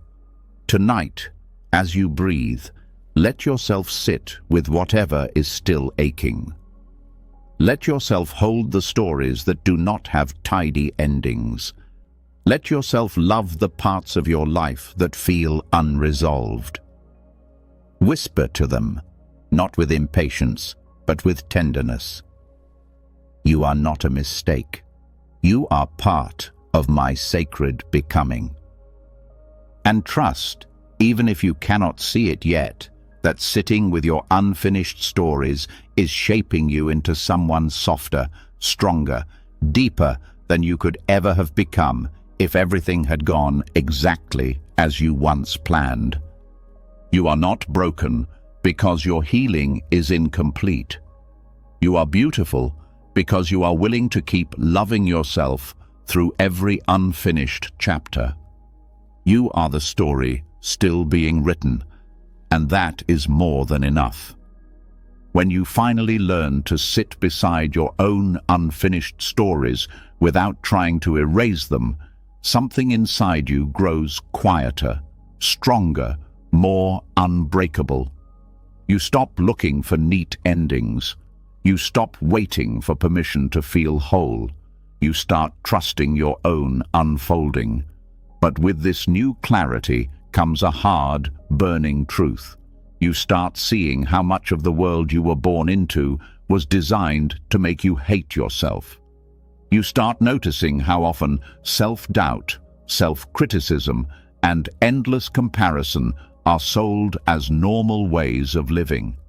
And you realize something that changes everything. Loving yourself in a world that profits from your self-hatred is not weakness. It is rebellion. It is spiritual defiance. It is one of the most powerful acts you can ever commit. From the moment most people are old enough to understand words, they are fed messages that they are not enough, not pretty enough, not smart enough, not thin enough, not successful enough, not good enough. Every commercial, every magazine cover, every whisper of comparison carries the same poisonous seed. You are lacking. Fix yourself. Then maybe you'll be worthy. And the tragedy is that millions of people spend their whole lives trying to earn a love they were told they didn't deserve without perfection. They chase products, titles, approval, all trying to fill a hole that was never real in the first place. But Buddhism teaches a different way. It teaches that your original nature was never broken. It was only hidden, covered over by fear, shame, conditioning. Your task is not to become worthy. Your task is to remember that you always were. Self-compassion in a world built to keep you endlessly striving and ashamed is an act of silent rebellion. When you look at yourself, not your curated self, not your polished self, but your raw, messy, aching, real self, and say, I love you exactly as you are. You are defying every system that profits from your insecurity. You are stepping out of the endless hunger for validation. You are refusing to let the world's sickness take root in your heart. And make no mistake, systems that thrive on comparison and inadequacy are not neutral. They are powerful. They are relentless. They will try to pull you back every single day. They will offer you 1,000 tiny bargains. Hate yourself just a little and you'll fit in. Starve your soul just a little and you'll be accepted. Shrink yourself just a little and you'll be loved. But self-compassion says no. Self-compassion says, I am no longer for sale. Choosing self-compassion is not choosing to be blind to your own flaws. It is choosing to see them through the eyes of love instead of judgment. It is choosing to believe that growth can come from kindness, not cruelty. That healing can happen through mercy, not punishment. That becoming whole is not about becoming flawless. It is about becoming deeply, fiercely loyal to your own sacred humanity. Every time you meet your own pain with gentleness instead of scorn, you are building a life that cannot be bought or broken by external forces. You are creating an inner ground that remains steady even when the world around you trembles. You are choosing to live rooted in truth rather than manipulated by fear. The world will tell you that self-compassion is selfish, that loving yourself as you are will make you lazy, weak, arrogant. But look closely. Who benefits from you believing that lie? Who profits when you hate yourself? Who wins when you live in constant shame? It is not you. It never was. Self-compassion is not about building walls around your heart. It is about dismantling the invisible walls inside you that told you love must be earned. It is about living open-hearted in a world that tries to harden you. It is about being brave enough to say, I will not abandon myself, even if the whole world tells me I should. And here's something few people realize. The more you love yourself, the harder it becomes for others to manipulate you. You stop chasing approval from people who don't have your best interests at heart. You stop molding yourself into shapes that make others comfortable. You start living from a deep, steady place inside that knows its own worth without needing to prove it. Self-compassion also makes you more compassionate toward others, not less. When you stop seeing yourself as a competition, you stop seeing other people that way too. You stop needing them to fail so you can feel superior. You stop needing them to be perfect so you can feel safe. You start seeing their struggles with the same tenderness you have learned to offer yourself. And yet, self-compassion remains radical because it threatens the old structures. It threatens every story that says you must suffer to be worthy. It threatens every system that profits from your wounds staying open. It threatens every relationship that depends on you staying small and silent. To love yourself in a world that demands you constantly apologize for existing is to pick up the torch of spiritual revolution. It is to say, I will not spend my one precious life despising the body that carries me. I will not spend my one precious life starving the soul that is already enough. I will not spend my one precious life chasing a love I already carry inside me. And yes, it will be lonely sometimes. Choosing self-compassion means sometimes stepping away from the crowds that bond over mutual self-loathing. It means refusing to participate in conversations that tear people down, including yourself. It means learning to sit quietly in your own presence and find it good, even when others do not understand. But the loneliness fades, and what grows in its place is something extraordinary: freedom, a deep, quiet, unshakable freedom, the kind of freedom that cannot be granted by another person, by a paycheck, by a number on a scale, by a title, by a fleeting moment of external praise. The kind of freedom that says, I belong here, I belong to myself. Choosing self-compassion does not mean you stop striving to grow. It means you stop striving from fear. You start growing from love. You start creating not to prove your worth, but to express it. You start dreaming not because you are inadequate, but because you are overflowing. And every time you choose compassion over cruelty, every time you choose mercy over judgment, every time you choose tenderness over punishment, you are not just changing your own life. You are quietly, invisibly changing the world. Because a person at peace with themselves is a powerful force. A person who loves themselves is a beacon. A person who refuses to live in shame becomes a living reminder that another way is possible. Self-compassion is not passive. It is not naive. It is fierce. It is disciplined. It is an act of everyday courage, and it demands everything you have been taught to fear: vulnerability, softness, imperfection, slowness, presence. But it gives back everything you have spent your life searching for: peace, belonging, dignity, joy. Tonight, as you breathe and rest, let yourself feel the weight of this truth. You are not failing by being kind to yourself. You are rising. You are not weak for refusing to hate yourself into improvement. You are wise. You are not selfish for refusing to shrink into someone else's idea of worthiness. You are free. The next time the old voices rise, the voices that say you are not enough, not yet, not ever, Answer them not with rage, not with despair, but with a quiet, steady rebellion, self-compassion. Speak to yourself as you would speak to a beloved friend standing at the edge of battle.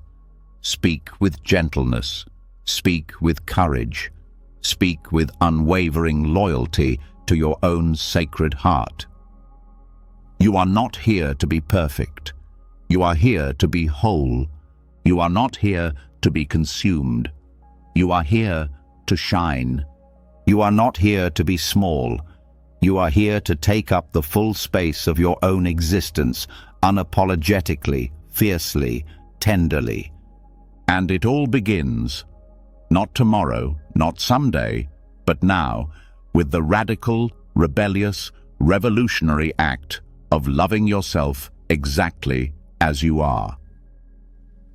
As you rise quietly through the rebellion of self-compassion, refusing to buy into a world that demands your self-hatred, another deeper truth starts to reveal itself. It is not enough to love yourself only when you are strong, radiant, successful. If self-love only blooms during your highest moments, it is not yet real. It is still conditional, still fragile, still chained to performance. The real work begins in the places no one claps for, in the simple, awkward, unremarkable hours of your life. Tonight, you step into the hardest and most beautiful practice of all, learning to find divinity in the ordinary. There is a kind of love that does not need fireworks to stay alive. It does not need achievements to stay loyal. It is the love that wakes up beside imperfection every day and chooses to stay. This is the love you are now called to offer yourself. Not the kind that swoons when you are impressive, the kind that stays steady when you are ordinary, when you are tired, when you are clumsy, when you are uninspired, when you are simply human. The world around you is obsessed with highlights. Social media is a parade of best moments. Advertisements are a worship of peak experiences. Everywhere you turn, you are told that meaning lives in the extremes, the big achievements, the grand adventures, the picture-perfect milestones. But Buddhism teaches something different. It whispers that the sacred is not hidden in the rare. It is alive in the daily, in the breath you barely notice, in the meal you eat without fanfare, in the laugh that slips out during a quiet conversation, in the way your heart keeps beating even when you are doing nothing extraordinary at all. If you can only love yourself when life feels exciting, you will spend most of your days disconnected from your own heart. Because most of life is not a highlight reel. It is a slow unfolding of tiny, ordinary moments. Brushing your teeth, folding laundry, sitting in traffic, washing dishes, listening to the rain against the window. These are not obstacles to real life. They are real life. And your capacity to love yourself inside them, to see your own worth, not despite their plainness, but inside it, is what determines whether your love is rooted or fleeting. Loving the ordinary means letting go of the addiction to drama. It means stepping off the stage where you perform your worth and stepping into the kitchen where you spill the coffee and burn the toast and still say, "This too is sacred." It means loving yourself not for what you produce, but for simply being, for breathing, for existing, for waking up and living another messy, beautiful day. There is holiness in the boring hours if you know how to look. There is holiness in the awkward pauses, in the repeated routines, in the small choices no one else sees. True self-love blooms when you can look at an unremarkable Tuesday afternoon and still say, "This matters. I matter, even now." The old conditioning will fight you on this.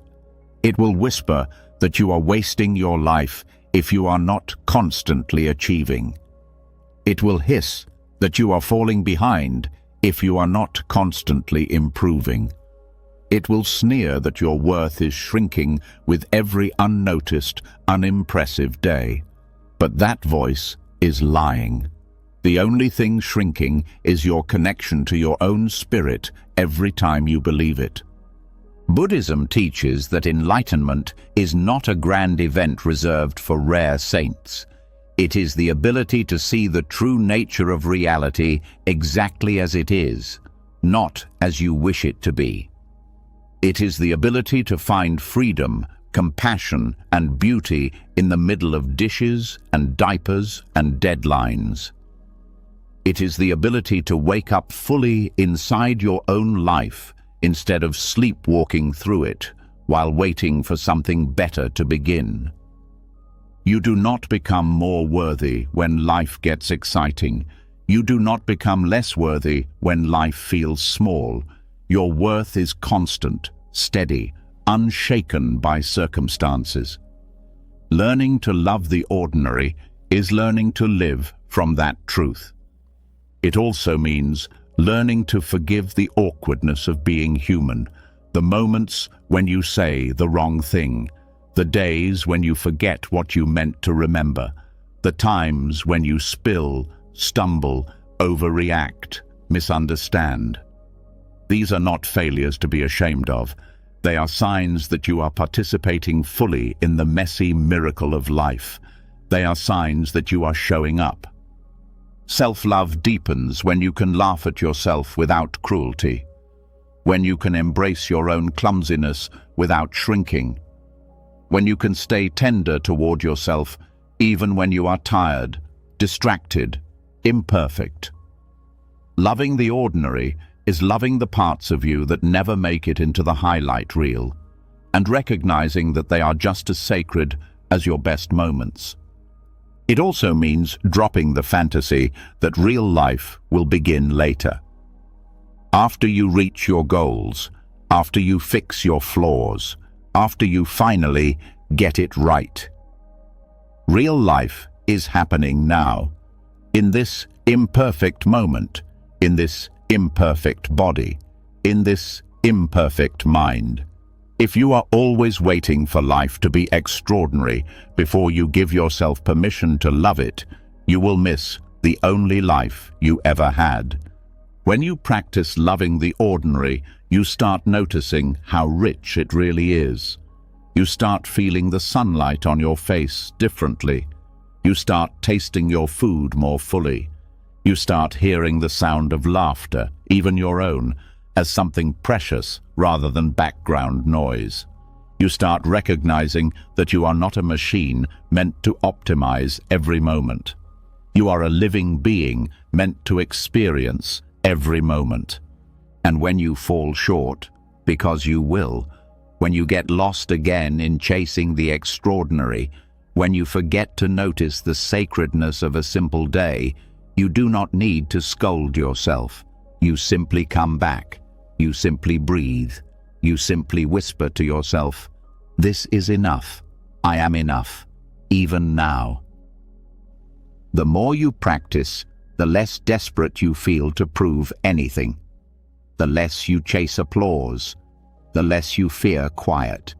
The more you feel at home inside your own life, not because it is perfect, but because you have learned to see it as holy.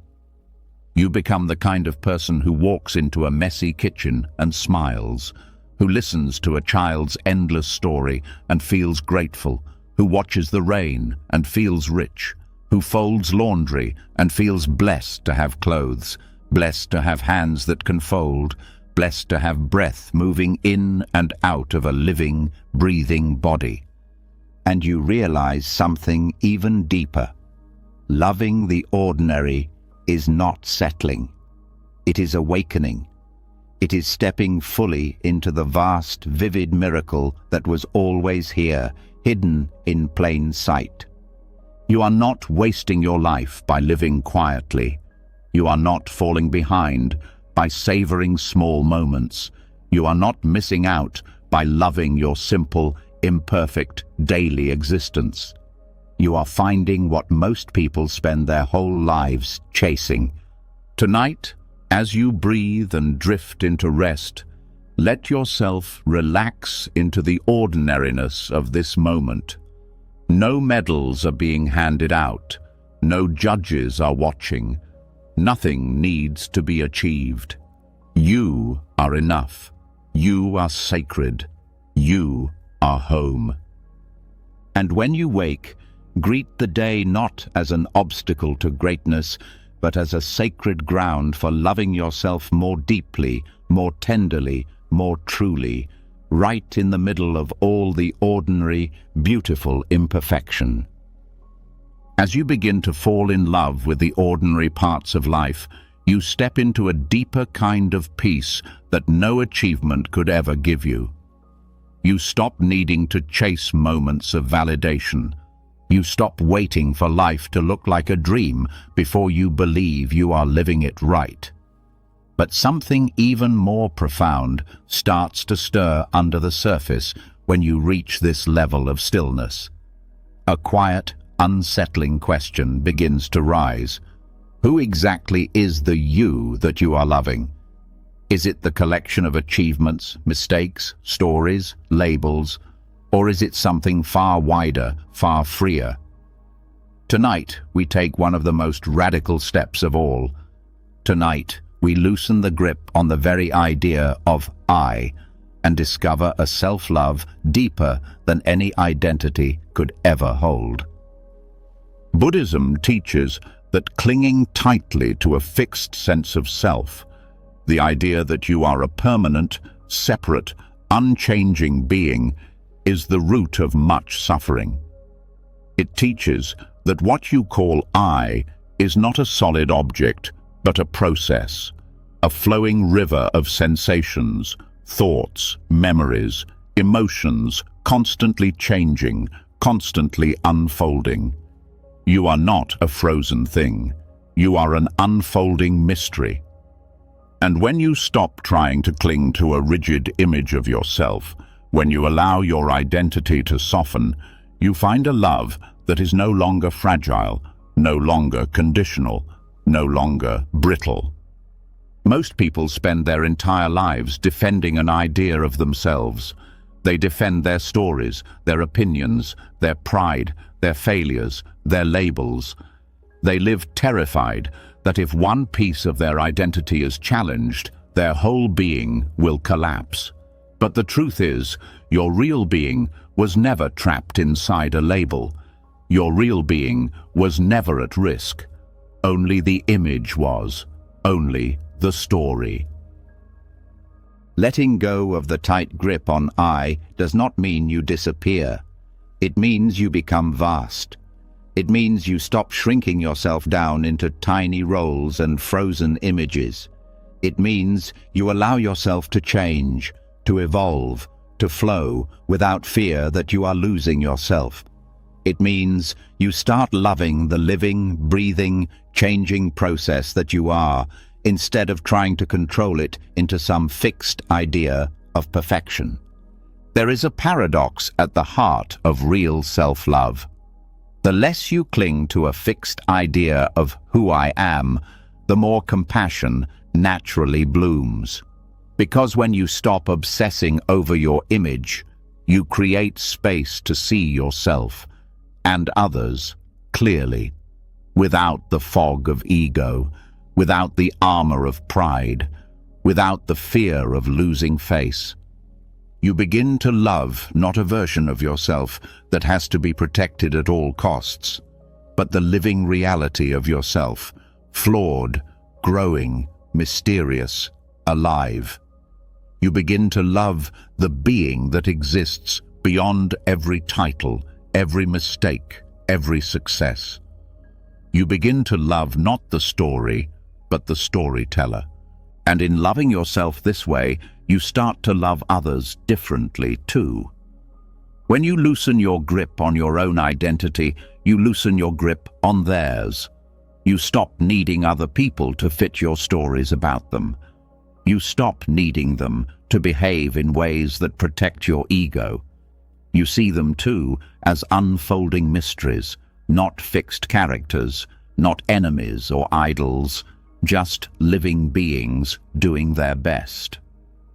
The tightness around identity is often invisible until you start to let it go. You realize how much you have suffered trying to live up to who you thought you were supposed to be.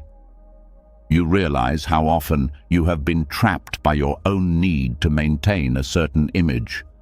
The successful one, the strong one, the good one, the broken one, the victim, the hero. Whatever mask you were handed or built for yourself, it weighs heavily when you forget that it is only a mask. When you breathe into the truth that you are not a fixed thing, but a living process, you allow yourself to be free.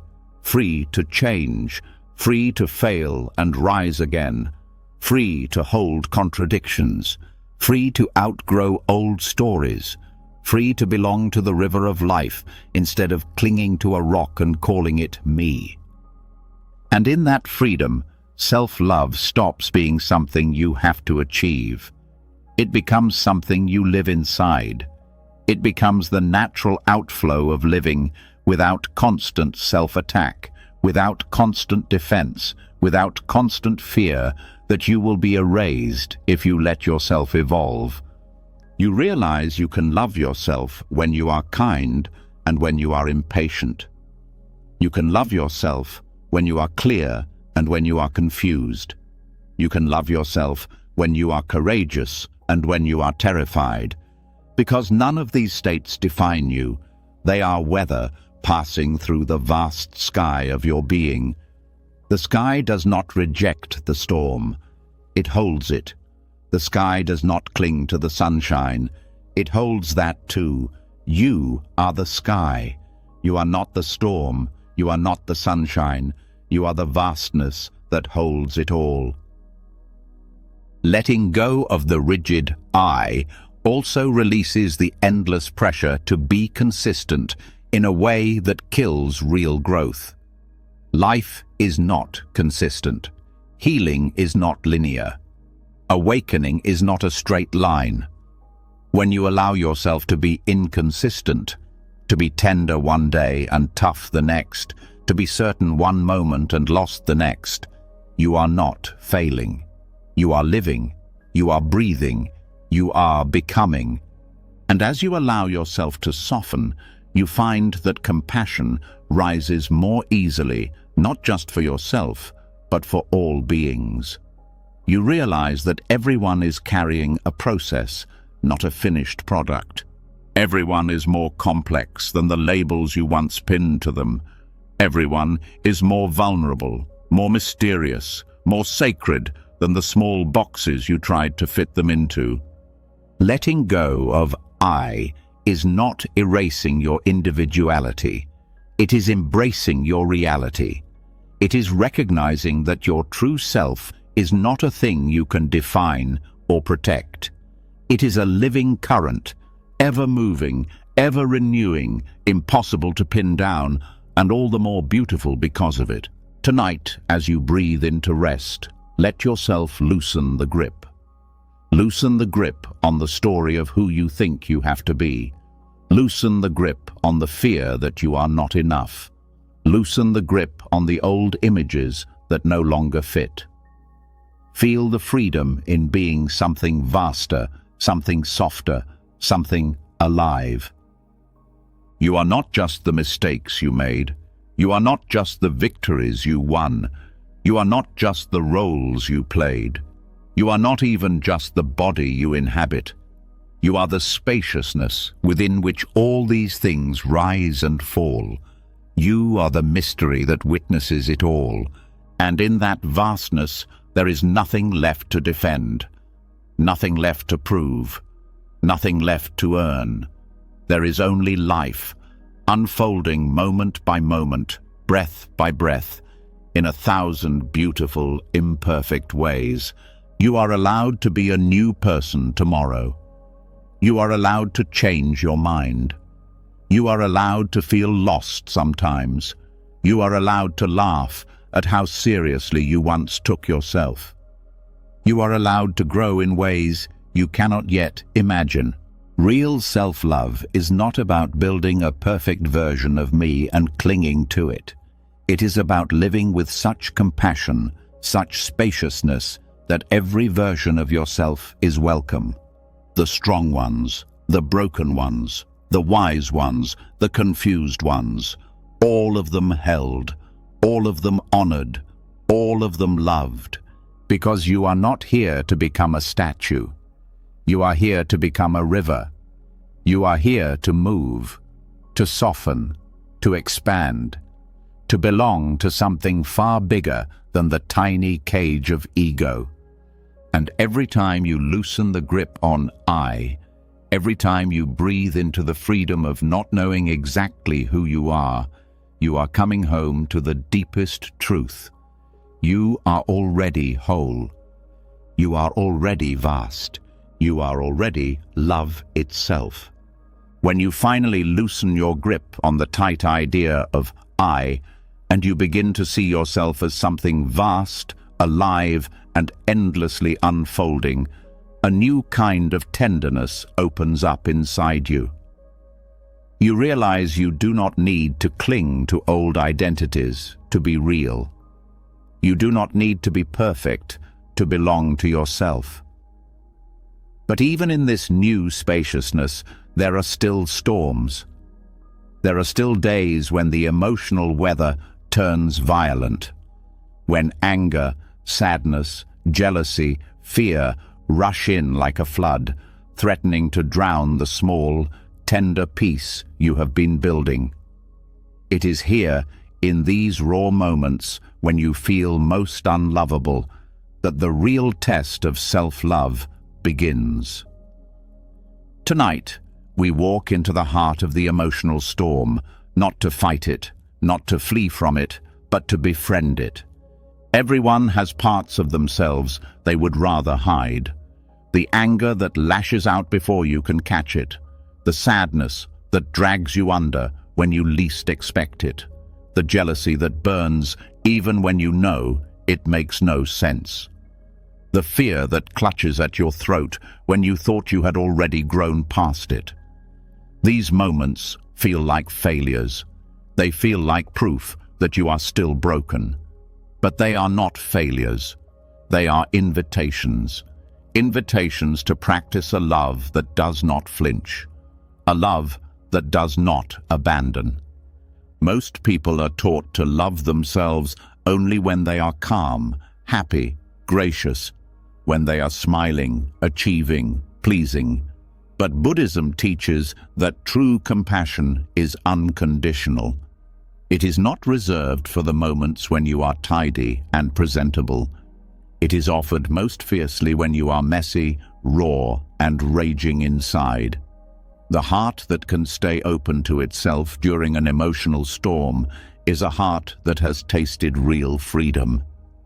When a storm of emotion rises, the first instinct is often to panic, to shame yourself for feeling it, to stuff it down or explode outward, to distance yourself from it with judgment. But there is another way. The way of the compassionate witness you have already begun to cultivate. The way of the tender warrior who sits with the raging winds and does not flee. When anger rises, you do not have to become it. You do not have to push it away either. You can breathe with it. You can say quietly inside, "Anger is here. I will stay." When grief surges through your chest like a tidal wave, you do not have to drown. You do not have to suppress it. You can say, "Sadness is visiting. I will make space for it." When jealousy, envy, fear, loneliness grab hold of your heart, you can say, "This too is part of being human. I will not turn away." Befriending the emotional storm does not mean liking the feeling. It means recognizing that the feeling itself is not the enemy. It is the resistance to feeling that causes the deepest suffering. When you meet your own storms with presence instead of panic, they begin to lose their power to control you. They may still rise fiercely, they may still shake you, but they pass more quickly, they soften more easily, because they are no longer fighting against your own rejection. There is a secret most people never learn. Emotions are not permanent.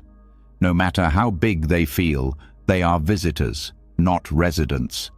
They rise, peak, and fall like waves. If you let them move through you without grabbing or pushing them away, they will complete their cycle. But if you panic, if you shame yourself, if you refuse to feel, you trap them inside where they fester and grow heavy. Loving yourself when you feel most unlovable means sitting quietly with your own storms and offering the one thing they have always needed but rarely received: acceptance. Not approval. Acceptance. Not saying, "It's good that I am angry," but saying, "It is human to feel this, and I am still worthy."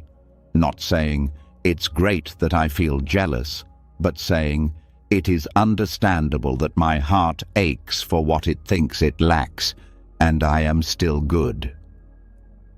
You learn to breathe through the storm. You learn to put a hand over your heart and say, "You are allowed to feel this. I am not leaving you." You learn to become the safe place you always wished someone else would be for you, and in doing so, you begin to heal wounds far older than the current storm. Many emotional storms are echoes of old injuries. A forgotten wound from childhood, a buried grief from a past betrayal, a fear that was never met with comfort. When you stay present with the storm instead of fleeing, you allow these old wounds to finally surface and heal. You give yourself the gift of integration instead of fragmentation. And as you practice, you will notice something miraculous. The more you stay with yourself through the hardest moments, the more your fear of emotions begins to dissolve. You stop being so terrified of sadness. You stop being so threatened by anger. You stop being so ashamed of fear. You realize you can survive the storm without abandoning yourself. And this realization plants deep roots of self-trust that no external approval could ever match. Befriending the emotional storm also means learning to ride the waves without making big decisions while the water is churning. When emotions are high, clarity is low. You learn to give yourself permission to wait, to breathe, to feel, to let the first waves crash and pass before trying to respond, explain, or act. You learn to trust that wisdom often speaks only after the storm quiets. You also learn that no feeling is final. No single emotion defines you. Feeling anger does not mean you are an angry person. Feeling jealousy does not mean you are a bad person. Feeling sadness does not mean you are a broken person. You are not your emotions.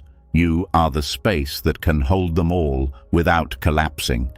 This practice builds a resilience deeper than grit or willpower.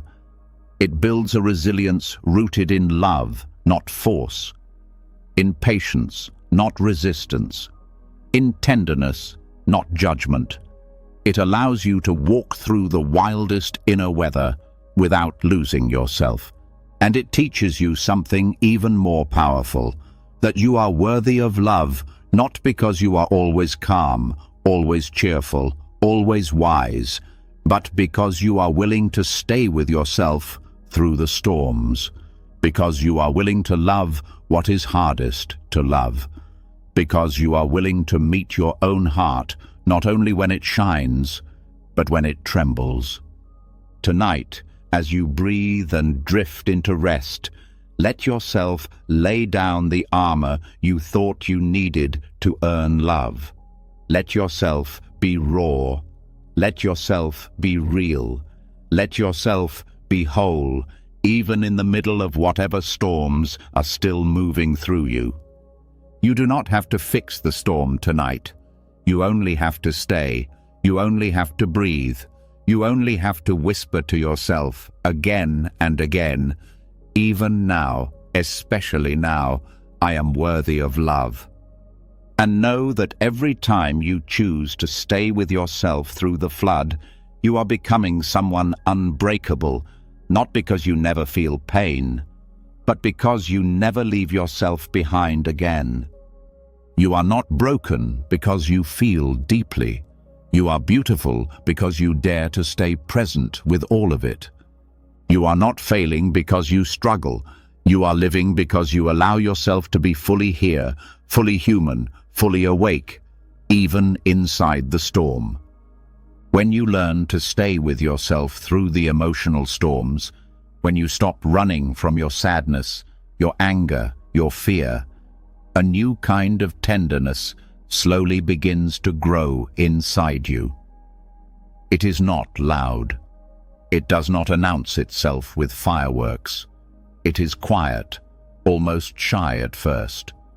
A tiny flicker of trust that says, maybe I don't have to abandon myself anymore. But trust is not built overnight.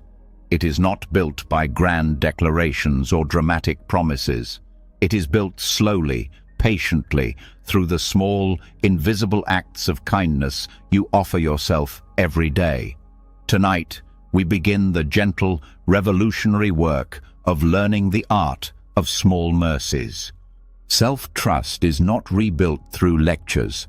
It is not restored by scolding yourself into submission. It is mended through tiny choices. The choice to speak to yourself with gentleness after a mistake instead of cruelty. The choice to take a real break when you are exhausted instead of pushing yourself harder out of shame. The choice to forgive yourself for forgetting, for stumbling, for being imperfect. Every small mercy you give yourself plants a seed, and over time, those seeds grow into an unshakable forest inside you. Most people are taught to believe that trust must be earned through extraordinary feats, through never failing, through never needing, through never making mistakes.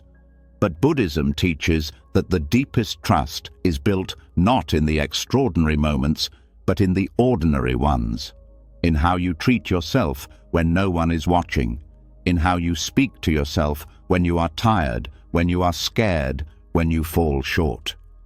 Small mercies are not grand gestures.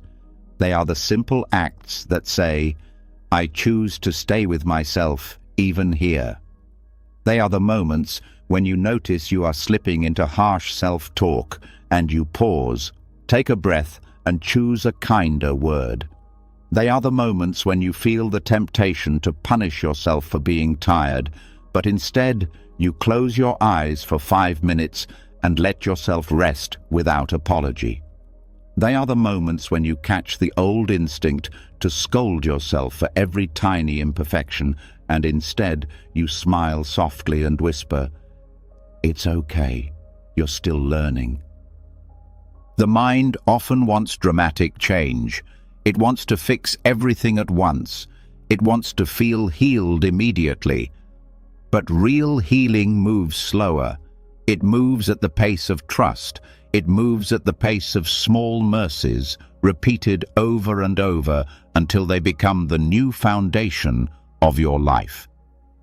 Every time you offer yourself a small mercy, you send a message to the deepest parts of your being. You say, "You are worth kindness, even now." You say, "You do not have to be perfect to deserve care." You say, "I am not leaving you, even when you struggle." And over time, those messages sink in. They replace the old scripts of abandonment, of shame, of cruelty. They build a home inside you where you can finally rest. Small mercies also teach you patience. They teach you that growth does not always look like victory. Sometimes growth looks like catching yourself halfway through an old pattern and choosing a softer path. Sometimes it looks like forgiving yourself after the fact. Sometimes it looks like simply noticing the urge to attack yourself and choosing, even for a breath, not to.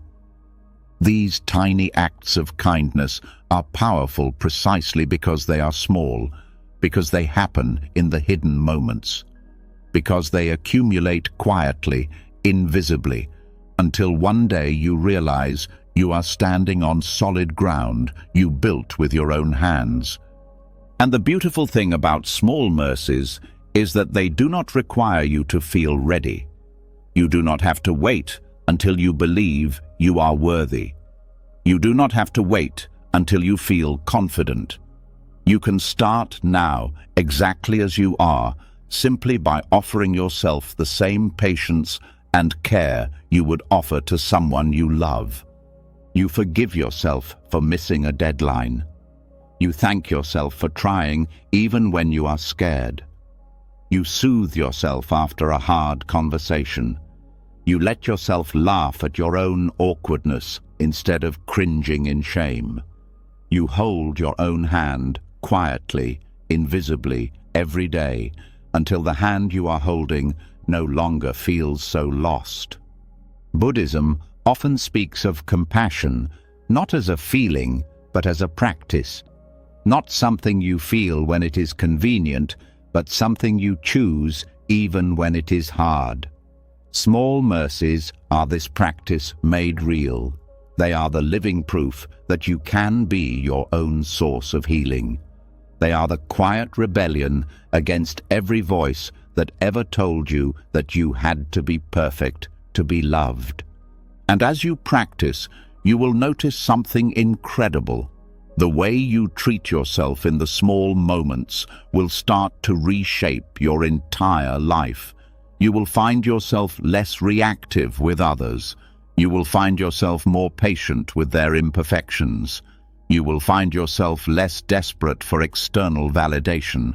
You will find yourself more anchored, more rooted, more able to stand tall, even when the winds of life blow hard.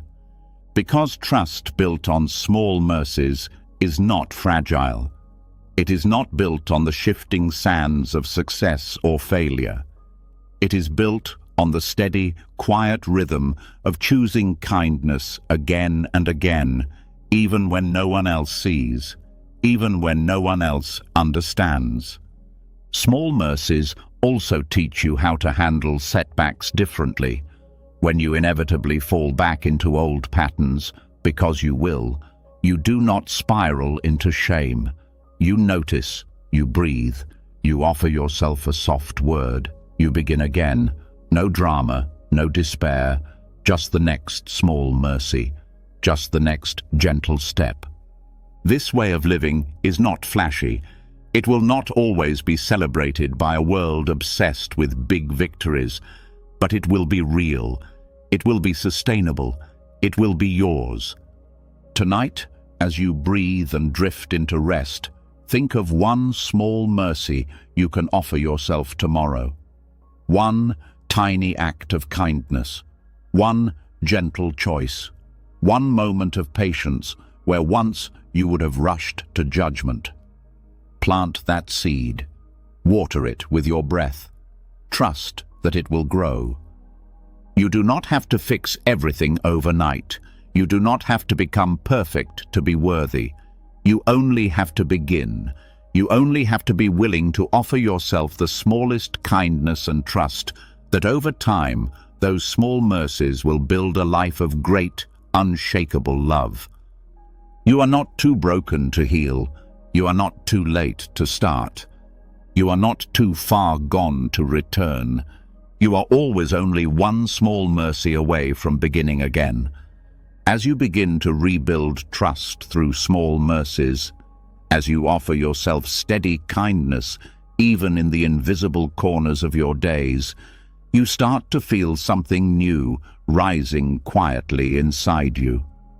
A subtle shift, a readiness not to just survive yourself, but to nourish yourself. A readiness to not only sit in patience, but to move with love. But here, a deeper question appears, one that has tangled many hearts for a long time. How do you move forward? How do you grow without falling back into the old cycle of self-punishment? How do you choose effort without turning it into violence against your own soul? Tonight, you will find the answer, hidden where few people ever think to look. Effort as devotion, not as force. There is a way of moving through life that feels like dragging chains behind you. Every step is heavy. Every task feels like punishment. Every improvement feels like a desperate attempt to outrun your own unworthiness.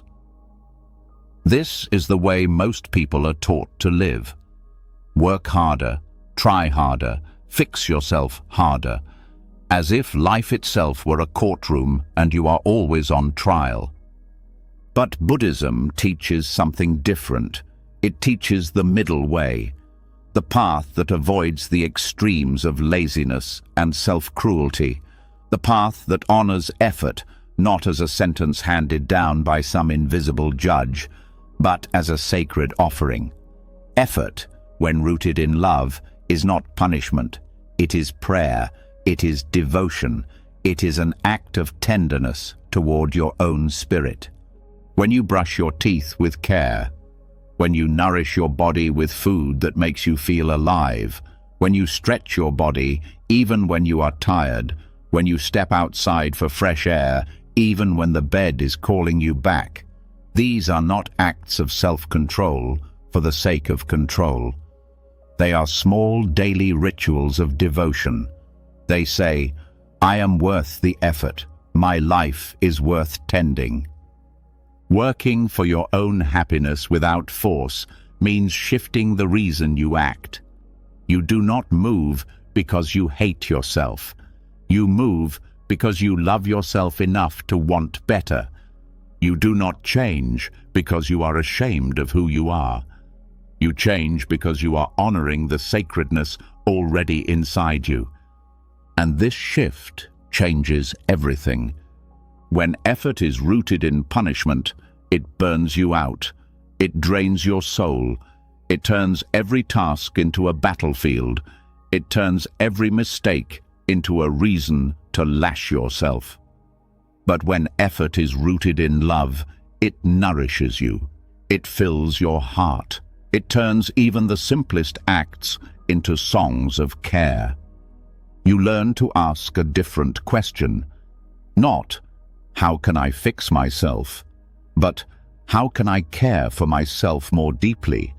Not, how can I force myself to be better? But, how can I honor the life blooming inside me? Effort rooted in love is not frantic. It is steady. It is patient. It trusts that growth will come if you keep planting, watering, tending, not because you are chasing worthiness, but because you are tending a garden that was already precious the moment you were born. And this kind of effort creates a different relationship with discipline. Discipline is no longer a weapon you use against yourself. It becomes a form of loyalty to your own joy. A way of clearing space for the life you want to live. A way of honoring the dreams that live inside you, not because you need them to prove your value, but because they are beautiful in their own right. You also stop measuring your worth by how productive you are. You realize that sometimes the most loving effort is resting when you need to rest. Sometimes it is saying no when your old patterns would have said yes. Sometimes it is choosing slowness when the world demands speed. You realize that effort is not just what you do externally.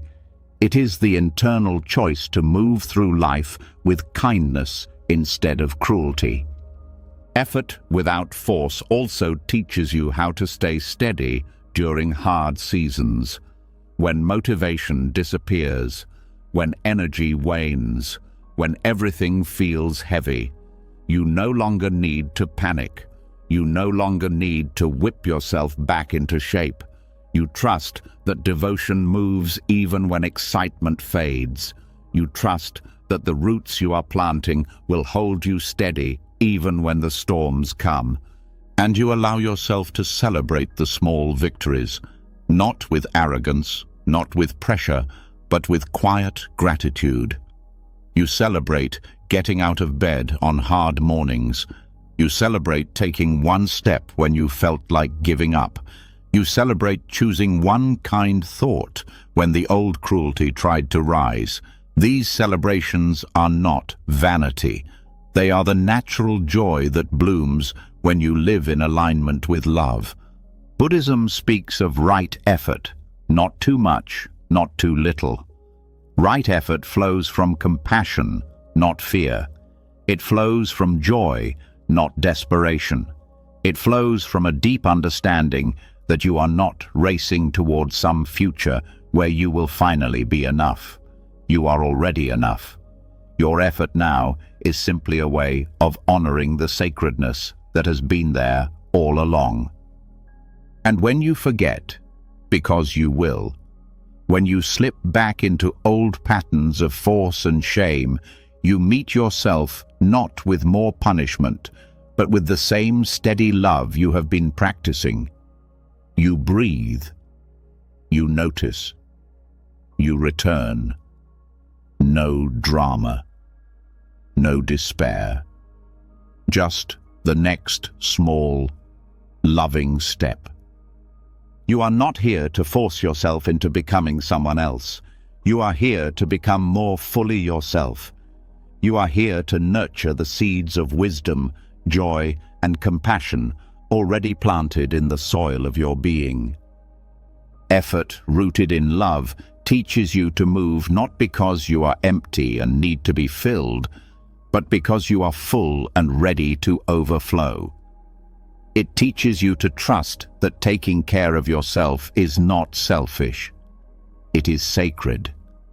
It teaches you to see every healthy choice, every kind action, every patient breath as a prayer offered to the sacred life inside you.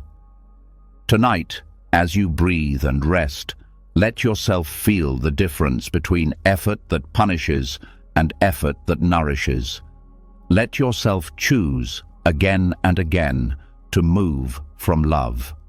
Let yourself trust that the life you are tending with such patience and care is already a holy thing. You are not lazy for needing rest. You are not selfish for needing care. You are not failing because growth takes time. You are simply alive. You are simply human. You are simply learning the art of living as an act of devotion instead of a desperate race. And every step you take in love, no matter how small, no matter how slow, is a step that matters. You are building something beautiful right here, right now, not through force, but through the steady, sacred work of love. When you finally understand that effort can be an act of love instead of force, when you move through life with kindness rather than cruelty, another deeper truth slowly rises from the silence. You begin to question why you ever believed you needed fixing at all.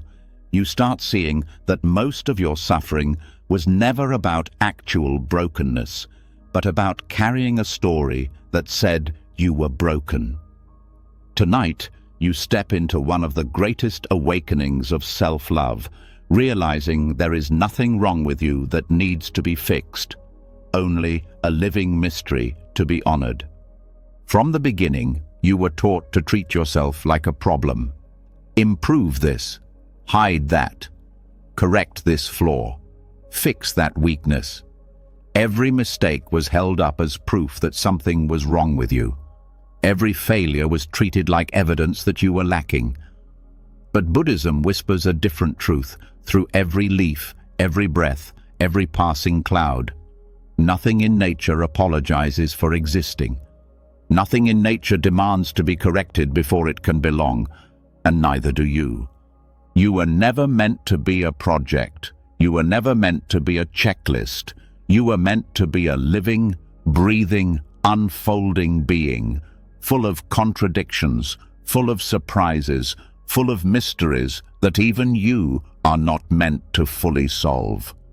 Self-love matures when you stop trying to fix yourself and start marveling at yourself.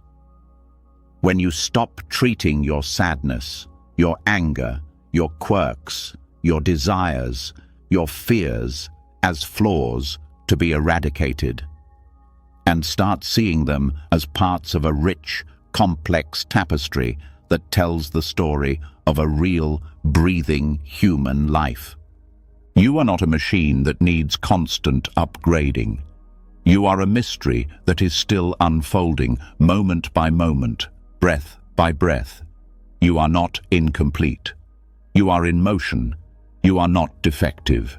You are alive. This shift in perspective changes everything.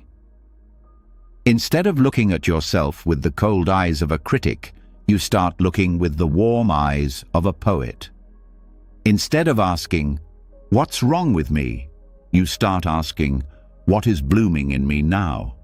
Instead of demanding perfection, you start bowing to the beautiful complexity of your own being. And complexity is not failure. It is richness. It is depth. It is what makes you more than a hollow shell. It is what makes you capable of compassion, of joy, of sorrow, of awe. The desire to fix yourself often comes from fear. Fear that you will be unloved if you are not perfect. Fear that you will be abandoned if you show your whole self. Fear that you are somehow too much or not enough. But the truth is, the parts of you that feel messy, complicated, even chaotic, they are not barriers to love. They are bridges. They are the ways life itself expresses through you in all its imperfect beauty. When you stop trying to fix what isn't broken, you also free yourself from the endless cycle of self-improvement addiction. The cycle that says, just one more course, one more diet, one more achievement, and then I'll finally be worthy.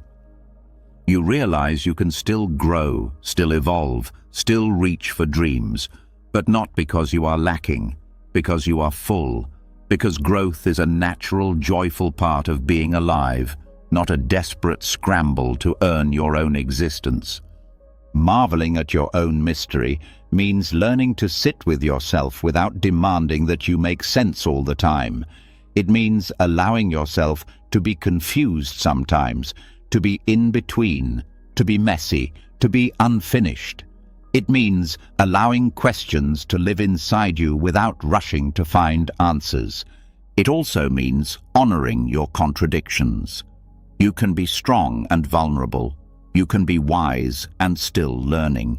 You can be confident and uncertain, joyful and grieving, loving and scared, sometimes all in the same hour. These contradictions do not mean you are broken. They mean you are human. They mean you are alive at the intersection of countless forces, histories, dreams, and unknowns. Buddhism teaches that clinging to fixed ideas about ourselves creates suffering.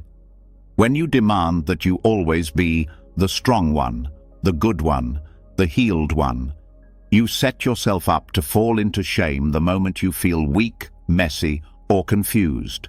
But when you allow yourself to be a living mystery, you create space for all of it. You create space to be real instead of perfect. And you start to notice something profound. The parts of you you thought made you unworthy are often the very parts that make you whole. Your tenderness, your sensitivity, your questions, your doubts, your passions, even your mistakes, Especially your mistakes carry seeds of wisdom you could never have found by staying safe and polished. When you treat yourself as a living mystery instead of a broken project, you also start to treat others differently. You stop trying to fix them. You stop expecting them to fit neatly into your ideas.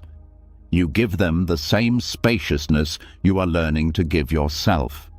And relationships become deeper, softer, more alive. This way of living requires humility. It requires admitting that you will never fully figure yourself out. You will never master life. You will never reach a final, frozen state of having it all together. And that is not a tragedy. It is a relief. It is an invitation to keep showing up with curiosity instead of shame. Every day, you are a new version of yourself. Every breath you take is an entrance into a slightly different world. There is no finish line. There is only this unfolding, this living dance of becoming and unbecoming and becoming again. Tonight, as you breathe and rest, let yourself feel the freedom in not having to fix yourself. Let yourself relax into the sacred truth that you were never broken. Let yourself marvel at your own breath, your own heartbeat, your own being, not because you have perfected yourself, but because you are here, you are alive, you are a mystery worthy of reverence. You are not a puzzle to be solved. You are not a mess to be cleaned up. You are not a mistake to be corrected. You are a living, breathing wonder. You are a moving river of life. You are an unfolding story too vast for any single label to contain. And the more you love yourself as you are, complex, unfinished, beautifully alive, the more you become exactly what you were always meant to be. Not perfect, not fixed, but gloriously whole. When you stop seeing yourself as a project to fix and start honoring yourself as a living mystery, something changes in the air around you. You stop fighting the tides within. You stop apologizing for the fact that you are still unfolding. But even with this deep inner shift, the world outside often remains harsh. People will still misunderstand you. Systems will still try to define you. Life will still throw its storms across your path. In these moments, self-love is no longer just a feeling. It becomes a necessity. It becomes the building of something unshakable inside you. Tonight, you begin one of the most powerful and lasting practices, becoming your own refuge. There comes a time when waiting for the world to be safe is no longer an option. Waiting for perfect acceptance from others, waiting for unconditional love from systems that were never built for your wholeness. All of it is a waiting game that ends only in heartbreak. Buddhism teaches that the ultimate refuge is not found outside. It is found within. It is the quiet, unbreakable sanctuary you build inside your own heart, where no storm can reach, where no rejection can evict you, where no external chaos can destroy your belonging. Building this refuge does not happen by accident. It happens through choice, through practice, through 1,000 small acts of loyalty to yourself when everything outside tells you to run, to shrink, to betray your own spirit. The first step is recognizing that you are worthy of being a place of safety for yourself, that your heart, no matter how battered, no matter how tired, is sacred ground, that you are allowed to build a home within yourself, where you are always enough, always welcome, always seen. This home is not built through force. It is built through tenderness. It is built every time you meet your own fear with patience instead of judgment. Every time you soothe your own sadness without demanding it leave. Every time you hold space for your own anger without turning it into self-hatred. Every time you whisper to yourself, "I will not abandon you, no matter what." Becoming your own refuge means creating an inner environment that mirrors the love you always longed for. It means speaking to yourself with the kindness you once begged to hear. It means offering yourself the protection, the warmth, the unwavering loyalty that you used to search for in the faces of others. And it means making this refuge unconditional, not a prize you earn when you are behaving well, not a shelter you grant yourself only when you feel successful, kind, wise, but a home that welcomes you in your rage, in your grief, in your clumsiness, in your confusion. A home that never locks you out, no matter how dark the night inside you becomes. This inner sanctuary becomes your anchor when the storms rage outside, when the world is unkind, when people misunderstand you, when rejection stings, when plans fall apart. You do not crumble because your belonging is not anchored to shifting sands. It is rooted inside you, steady and sure. Building this refuge also means learning to recognize when you have stepped outside of it, when you have wandered into old patterns of self-attack, of self-abandonment, of shrinking yourself to fit someone else's idea of who you should be. And without judgment, without despair, you gently guide yourself back home. This is the work of a lifetime. It is not done in a day, a month, a year. It is done moment by moment, choice by choice, and the more you practice, the easier it becomes. The faster you recognize when you are leaving yourself, the quicker you return. Becoming your own refuge also teaches you to differentiate between what is yours to carry and what is not. When the world projects its cruelty, its confusion, its fear onto you, you learn not to swallow it whole. You learn to ask, "Is this mine?" You learn to leave behind the stones that were never yours to bear. You learn to refuse to turn other people's wounds into your self-definition. And when the world grows loud and sharp, when the storms feel endless, you do not need to armor yourself with hardness. You can stay soft. You can stay open, because you are protected from within. Your safety does not depend on shutting down your heart. It depends on knowing you have a home inside it. This way of living also transforms your relationship with failure, with loss, with uncertainty. You realize that you do not need to succeed in every endeavor to be safe. You do not need to be liked by everyone to be whole. You do not need to have all the answers to be at peace, because your sanctuary is not built on outcomes. It is built on presence, on loyalty, on love. Every time you sit quietly with your own messy emotions without trying to exile them, you reinforce the walls of this inner home. Every time you catch the old voice of shame and answer it with gentleness instead of violence, you lay another stone in the foundation. Every time you choose to trust yourself, even when the world says you shouldn't, you light another candle inside your refuge. And you realize, over time, that no matter what happens outside, no matter how hard the winds blow, you can always return here. You can always come back to the steady ground of your own heart. This inner refuge is not isolation. It is not cutting yourself off from the world. It is the opposite. It is what allows you to stay connected without losing yourself.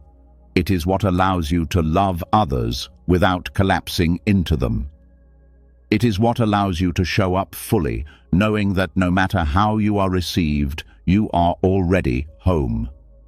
Tonight, as you breathe and rest, Let yourself feel the walls of this sanctuary rising quietly around you, not walls that imprison, walls that protect, walls built not of anger or fear, but of steady love. Walls that say, I belong to myself. I am safe here. I am enough. You are not alone. You are not homeless inside yourself. You are not broken beyond repair. You are building a home within your own heart. You are tending a fire that no storm can extinguish. You are creating a place where your spirit can rest, grow, and shine. And every moment you choose to return to this refuge, no matter how many times you forget, you are strengthening it. You are weaving the unbreakable net of your own belonging. The world will still be harsh sometimes, but you will not be at its mercy, because you have found the one place it cannot reach, the sacred, steady, ever-welcoming refuge within yourself. And here, finally, you are free.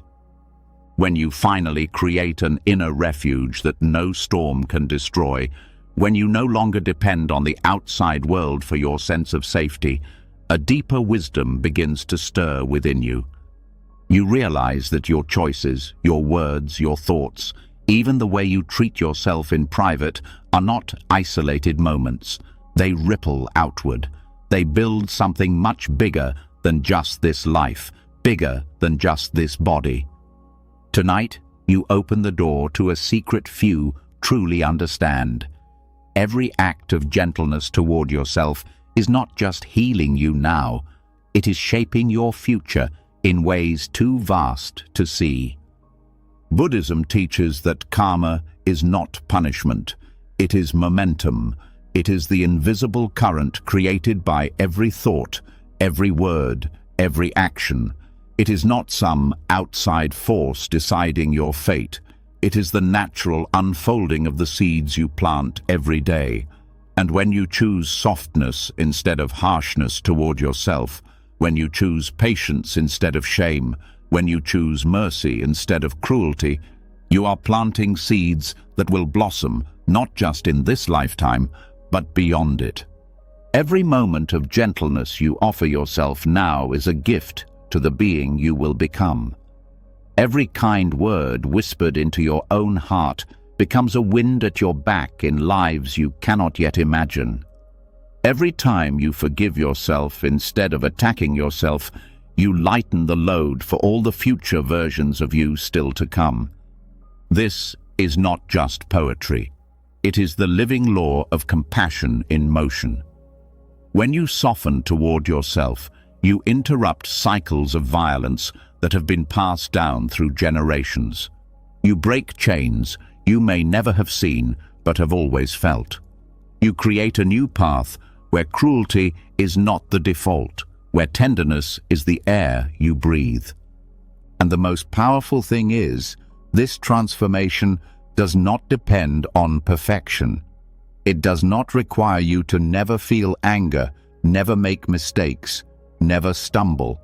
It asks only this, that when you stumble, you choose to reach for gentleness, that when you fall, you choose to meet yourself with a hand extended in kindness, not a fist of judgment. Every time you make that choice, even if your voice is shaking, even if your hands are trembling, you are building something sacred. You are teaching your own soul a different way to exist, a way where fear is not the master, a way where shame is not the currency, a way where love, steady and quiet, carries you forward. And this choice, repeated over and over, begins to carve new grooves in your heart, new pathways in your mind, new patterns in your soul, pathways that make it easier in the future to choose love again, to choose patience again, to choose compassion again. Softness is not weakness. Softness is strength that does not need to scream to be real. Softness is the power to stay open in a world that begs you to harden. Softness is the courage to believe that kindness can outlast cruelty, that love can survive even the fiercest winters. When you practice gentleness with yourself, you are not just surviving your pain, you are transforming it. You are taking the raw material of your suffering and turning it into wisdom, into tenderness, into a living bridge for all those who come after you. And yes, even on the days when you forget, when you fall back into old harshness, when you speak sharply to yourself, when you close the door of your heart in fear, even then, the choice to notice, to breathe, to soften again, continues the work. There is no failure that can undo the seeds you are planting. There is only the next breath, the next small mercy, the next return to love. Buddhism teaches that future lives are shaped not by some distant judge tallying your deeds, but by the habits of heart and mind you nurture now. The being you will become will inherit the fields you are planting today. And when you plant fields of gentleness, you are sending a blessing into the future, a blessing so wide it touches lives you will never see, hearts you will never know. The karma of gentleness also shapes the present in ways too subtle for the eyes, but too powerful for the heart to miss. You begin to walk differently. You begin to speak differently. You begin to listen differently. The people around you feel it, even if they cannot name it. They feel the softness in your presence. They feel the safety in your gaze. They feel the quiet invitation to put down their own armor, to breathe deeper, to trust a little more. And slowly, the world around you begins to change. Not because you forced it, not because you shouted it into submission, but because you became a living example of a different way. A way of being where compassion is stronger than fear, a way of moving through life that heals rather than harms. Gentleness also ripples inward, softening the rigid places inside you that once felt unchangeable. Old wounds begin to breathe. Old defenses begin to crumble. Old stories begin to loosen their grip. You find yourself able to stay with pain longer without shutting down. You find yourself able to sit with joy longer without feeling guilty. You find yourself able to be with yourself exactly as you are without needing to escape. And this is how lifetimes change, not through grand declarations, not through desperate striving, but through the quiet, steady rhythm of meeting yourself again and again with open hands, open arms, open heart. Tonight, as you breathe and drift into rest, let yourself feel the weight and the wonder of what you are doing. You are not just healing your own life. You are healing generations. You are healing futures. You are weaving a fabric of compassion that will outlast every storm, every sorrow, every ending. You are planting forests of kindness that will shelter beings you have never met.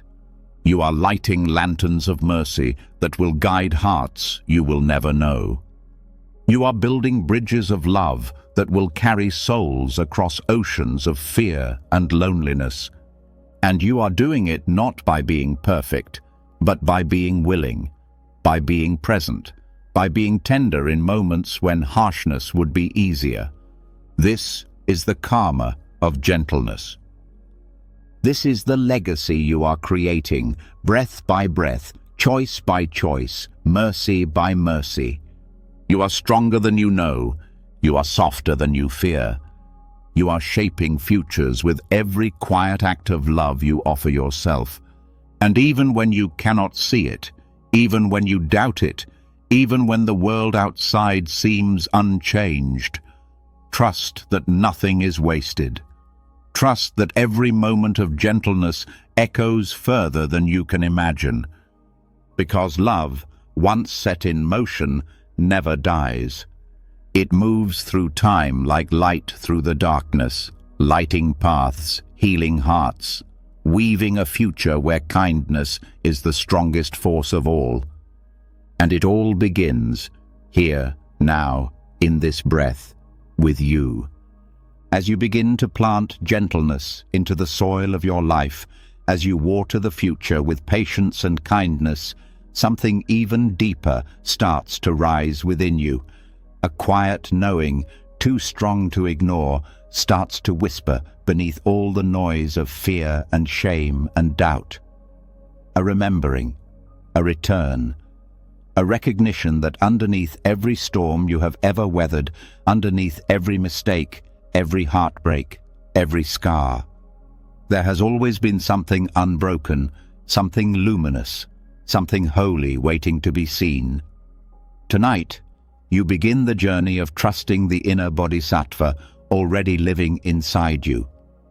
The bodhisattva is not some distant saint or unreachable ideal. In Buddhist teachings, the bodhisattva is the part of every being that longs to awaken not just for itself, but for the sake of all life. It is the hidden goodness inside you that never dies, no matter how much pain you carry. It is the sacred fire that stays lit even when the winds of despair blow hard. It is the indestructible seed of compassion, wisdom, and courage that has been with you since the beginning, waiting patiently for you to remember it. Most people never learn to trust this part of themselves. They are taught to trust their fear, their shame, their doubt. They are taught to believe that their worth is fragile, that their goodness must be proven, that their value depends on constant achievement. But the bodhisattva within you has never played by those rules. It does not shrink when you fail. It does not wither when you are afraid. It does not disappear when you feel lost. It remains steady, quiet, unshakable, waiting for you to turn inward and find it. Learning to trust this inner bodhisattva means daring to believe in your own hidden strength even when you cannot yet feel it. It means refusing to define yourself by your wounds, your regrets, your confusion.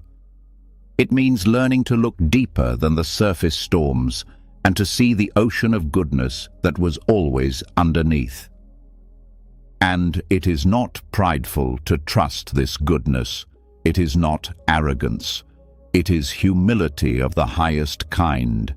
It is admitting that the light inside you was not created by your successes and cannot be destroyed by your failures. It was given. It was planted. It is part of the fabric of your existence, whether you recognize it or not. When you trust the inner bodhisattva, you stop treating yourself as a project to be perfected. You start treating yourself as a sacred being in the middle of an ancient and beautiful unfolding. You recognize that your anger, your fear, your jealousy, they are not proofs that you are bad. They are the rough weather that life brings, the storms that pass over the mountain but do not move the mountain itself. And this changes the way you move through the hardest moments. Instead of collapsing into despair when you fall short, you remember that your deepest self is not damaged by mistakes. Instead of drowning in shame when old patterns resurface, you remember that the bodhisattva within you is patient beyond measure. It is not here to scold you. It is here to walk with you, to rise with you, to shine through you. Trusting the inner bodhisattva also teaches you a new kind of resilience. A resilience not built on gritted teeth and iron will, but on knowing that your spirit cannot be broken, only hidden. It teaches you to meet hardship with the fierce tenderness of one who knows that their essence is untouched. It teaches you to keep opening your heart even when life tempts you to close it. And the more you trust this hidden goodness, the more it reveals itself. Not in grand gestures, not always in dazzling moments, but in quiet shifts, in the patience you offer a stranger, in the kindness you extend to yourself after a hard day, in the courage you show when you tell the truth, even though it shakes your voice. These moments matter more than you know. They are the language of the Bodhisattva made real in your daily life. They are proof that you are already awakening, already embodying the deep compassion that your heart has carried all along. Trusting the inner Bodhisattva also changes the way you see others. When you believe in the indestructible goodness inside yourself, you begin to see it in others too. Even when it is buried under pain, even when it is hidden by fear, even when it is masked by cruelty. You begin to recognize that everyone you meet is carrying the same sacred fire, the same longing to awaken, the same hidden radiance waiting to be seen. This does not mean you excuse harm. It does not mean you allow yourself to be hurt. It means you stop confusing someone's behavior with their deepest nature. It means you understand that healing, awakening, growing, these are messy, non-linear, often painful processes. It means you hold yourself and others with the same patience that the Bodhisattva inside you has always offered. And perhaps most importantly, trusting your inner Bodhisattva means you finally stop living in fear of your own humanity. You stop punishing yourself for feeling deeply. You stop judging yourself for having moments of weakness. You stop abandoning yourself when you stumble. Instead, you meet yourself with a fierce compassion that says, you are allowed to be in process. You are allowed to be unfinished. You are allowed to be human. And still, always, you are sacred. Tonight, as you breathe and let your body rest, place your hands over your heart and know this: beneath the noise, beneath the fear, beneath the self-doubt, your Bodhisattva nature is alive, waiting, shining, steady. You do not have to earn it. You do not have to deserve it. You do not have to prove it. You only have to trust it. You only have to remember. You only have to return, breath by breath, to the indestructible goodness that was never lost. And the more you trust it, the more you become it. The more you believe in it, the more you embody it. The more you live from it, the more you awaken it in the world around you. You are not broken. You are not too far gone. You are not beyond redemption. You are, and have always been, a living flame of compassion. You are, and have always been, a carrier of light. You are, and have always been, a bodhisattva in the making. Trust it. Breathe it. Become it. When you finally begin trusting the hidden goodness inside you, when you start recognizing the unbreakable bodhisattva light beneath all your fear and pain, something extraordinary shifts. You stop trying so hard to become someone else. You stop confusing your wounds with your worth. But there is still one deeper freedom waiting, one final chain that keeps many people trapped in cycles of shame. Tonight, you step into one of the most liberating truths Buddhism offers. You are not your flaws, because in the deepest view, there is no fixed you at all. Tonight, you learn how to love yourself through the eyes of emptiness. In Buddhist teaching, emptiness does not mean nothingness. It means freedom from rigid identity. It means recognizing that everything you think of as self, every story, every label, every flaw, every success, is not a solid thing. It is a flowing, changing, interdependent process. You are not trapped inside a broken statue. You are a river. You are a song in motion. You are not frozen inside your mistakes. You are something far wider than any single moment. When you see yourself through the eyes of emptiness, you stop identifying so tightly with your flaws. You stop saying, "I am a failure. I am broken. I am unworthy." You begin to see that mistakes, struggles, fears, they arise and pass through you like weather, but they are not who you are. They are visitors. They are temporary conditions, not permanent verdicts. And this realization is not cold or distant. It is one of the most compassionate gifts you can offer yourself. Because when you realize you are not your fear, you can hold your fear with tenderness instead of shame. When you realize you are not your anger, you can meet your anger with curiosity instead of self-hatred. When you realize you are not your sadness, you can sit beside your sadness like a friend without drowning in it. Seeing yourself through the eyes of emptiness means letting go of the desperate need to fix, to polish, to prove. It means resting in the vastness of your own being, knowing that no single emotion, no single thought, no single mistake can define the whole of you.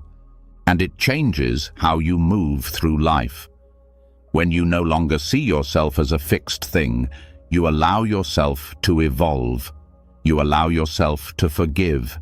You allow yourself to begin again, not just once, but endlessly, as many times as needed. You realize that you are not stuck in any moment forever. You are flowing forward, breath by breath, into new possibilities. This understanding also teaches you a gentler relationship with the past. You no longer need to carry your old failures like stones strapped to your back. You no longer need to define yourself by the worst things you have ever done, or the worst things that were ever done to you. You see that those moments were real, they mattered, they shaped you, but they do not imprison you. You are not frozen in them. You are more spacious than any story about you. Loving through the eyes of emptiness also means seeing that your worth does not come from being flawless.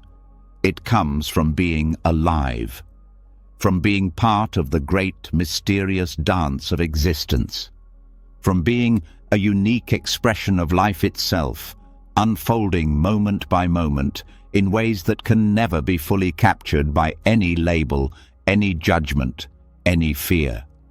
And it is not just your flaws that loosen their grip when you see through emptiness. Your successes, your strengths, your pride, all of it is seen with softer eyes. You do not cling to them as proof that you are good enough. You simply bow to them as passing expressions of life moving through you. Beautiful, yes. Worth celebrating, yes, but not the source of your worth. This kind of love is wide. It is not fragile. It is not based on how well you perform or how perfectly you heal. It is based on recognizing that underneath every high and every low, you are already whole. You are already vast. You are already free. And this vision brings deep peace, because you no longer have to spend your life desperately trying to hold on to success or run away from failure. You no longer have to fear every mistake as a threat to your existence. You can meet life as it comes with an open heart, knowing that whatever rises and falls, your deepest being remains untouched. Tonight, as you breathe and let yourself rest, allow this truth to sink deeper. You are not your flaws. You are not your fears. You are not your failures. You are the space within which all these things arise and pass away. You are not the storm. You are the sky that holds the storm. You are not the wound. You are the vastness that contains the healing. You are not the sadness. You are the breath that stays steady underneath the waves. And when you love yourself through the eyes of emptiness, you stop needing to be perfect to be worthy of love. you see that you were always more than your best day, more than your worst day, more than any day. You are not broken trying to become whole. You are whole learning how to remember yourself. You are not lost trying to be found. You are found learning how to walk through the world with softer eyes. And every time you return to this knowing, you heal not just yourself, but the world around you. Because a heart that knows its own vastness cannot help but see that same vastness in others. A heart that sees its own freedom cannot help but wish that freedom for all beings. You are not too much. You are not too little. You are not wrong for being exactly who you are. You are a living expression of emptiness, dancing itself into form. You are a river moving through 1,000 changing landscapes. You are a note in the endless song of the universe. And you are beautiful, even when you cannot see it. You are worthy, even when you cannot feel it. You are love, even when you forget it. Breathe into this vastness tonight. Rest inside it. Trust it. You are free. You were always free. When you begin to love yourself through the eyes of emptiness, when you stop believing that any flaw or failure can define you, a vast freedom opens before you. You start to breathe differently. You start to live differently. But even then, there is often one lingering voice that tries to pull you back into old prisons. The inner critic. The voice that tries to shrink you, scold you, shame you into smallness. Tonight, you are going to meet that voice in a way few ever think to try, not with war, not with endless arguments, but with something far more powerful, laughter. The inner critic survives by being taken seriously. It feeds on your fear, your guilt, your belief that its harsh words are the truth. It stands tall because you shrink before it. But laughter cuts its power at the root. Laughter deflates it. Laughter shows that you see the game and you are no longer playing. You have been taught to fear the voice that says, "You're not enough. You'll never change. You're too broken," as if it were some wise authority. But what if it's more like a grumpy old clown who forgot it's wearing face paint? What if instead of bowing to it, you chuckled gently and said, "Thanks for your opinion, but I'm busy living my life"? Introducing humor and lightheartedness is not about mocking yourself cruelly. It is about seeing the ridiculousness of expecting yourself to be perfect. It is about recognizing the absurdity of believing that one bad day erases your worth. It is about stepping back far enough to realize that the inner critic is often just an outdated recording, playing fears that don't even fit who you are anymore. When you meet the inner critic with humor, you stop arguing with it. You stop trying to convince it. You simply smile at its worn-out script and move on. You stop giving it the stage. You stop handing it the microphone. For example, when the critic whispers, "You're a disaster," instead of sinking into shame, you could laugh and say, "Yep, a beautiful, glorious disaster who still gets back up." When it says, "You'll never get it right," you could wink and say, "Good thing perfection isn't the goal." This kind of playful resistance disarms the critic because it refuses to take the attack seriously. It refuses to treat the voice as an authority.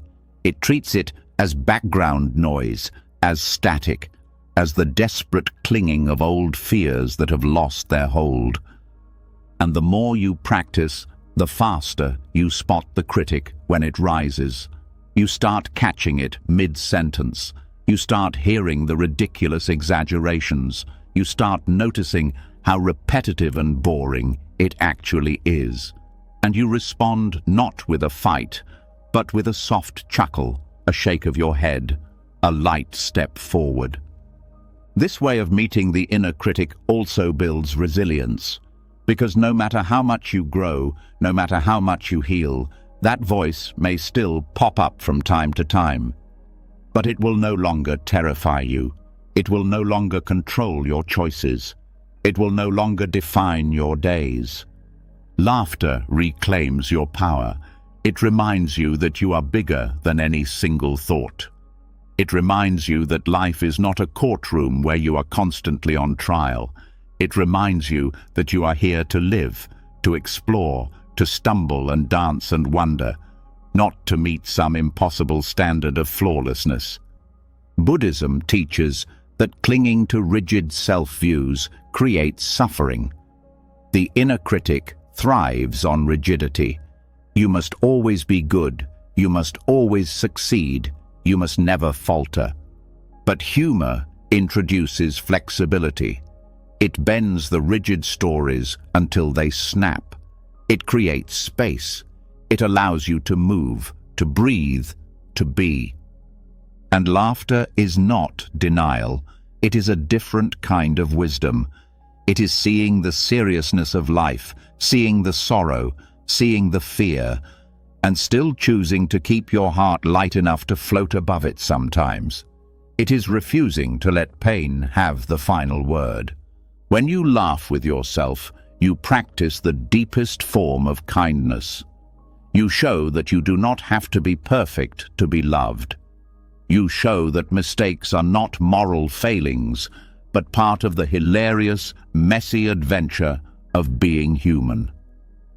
Imagine for a moment how your life would feel if you met your hardest moments with a twinkle in your eye instead of a whip in your hand. If you stumbled and said, "Classic me," with a smile instead of collapsing into shame. If you forgot something important and said, "Guess I'm human after all," instead of spiraling into self-loathing. This is not minimizing your struggles. It is liberating yourself from the chains of perfectionism.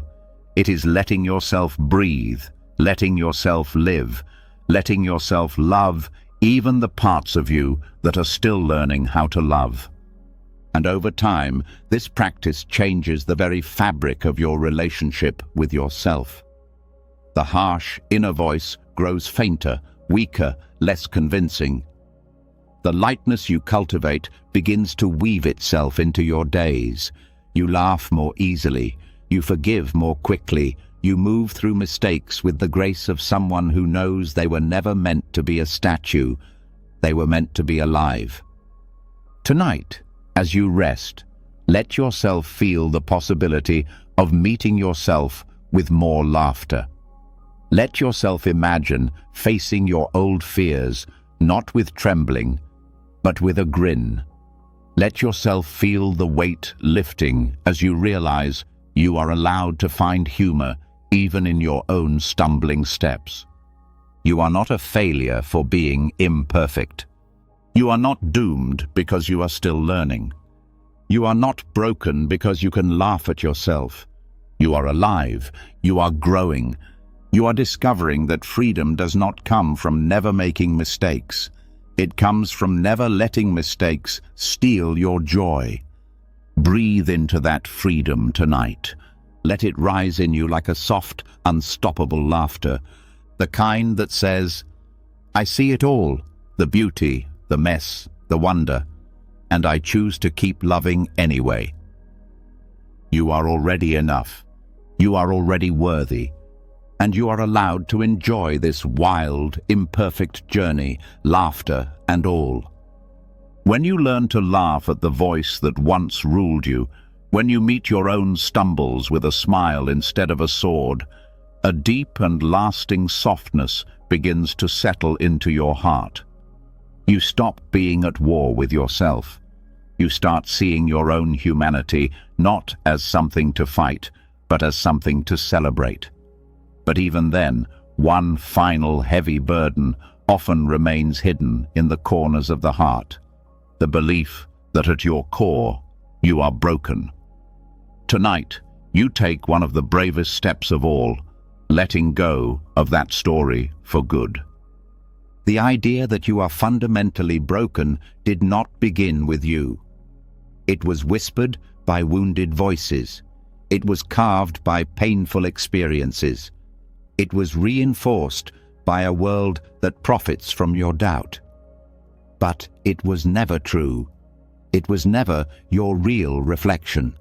It was only a story, one that grew heavy because it was repeated so many times you forgot it was optional.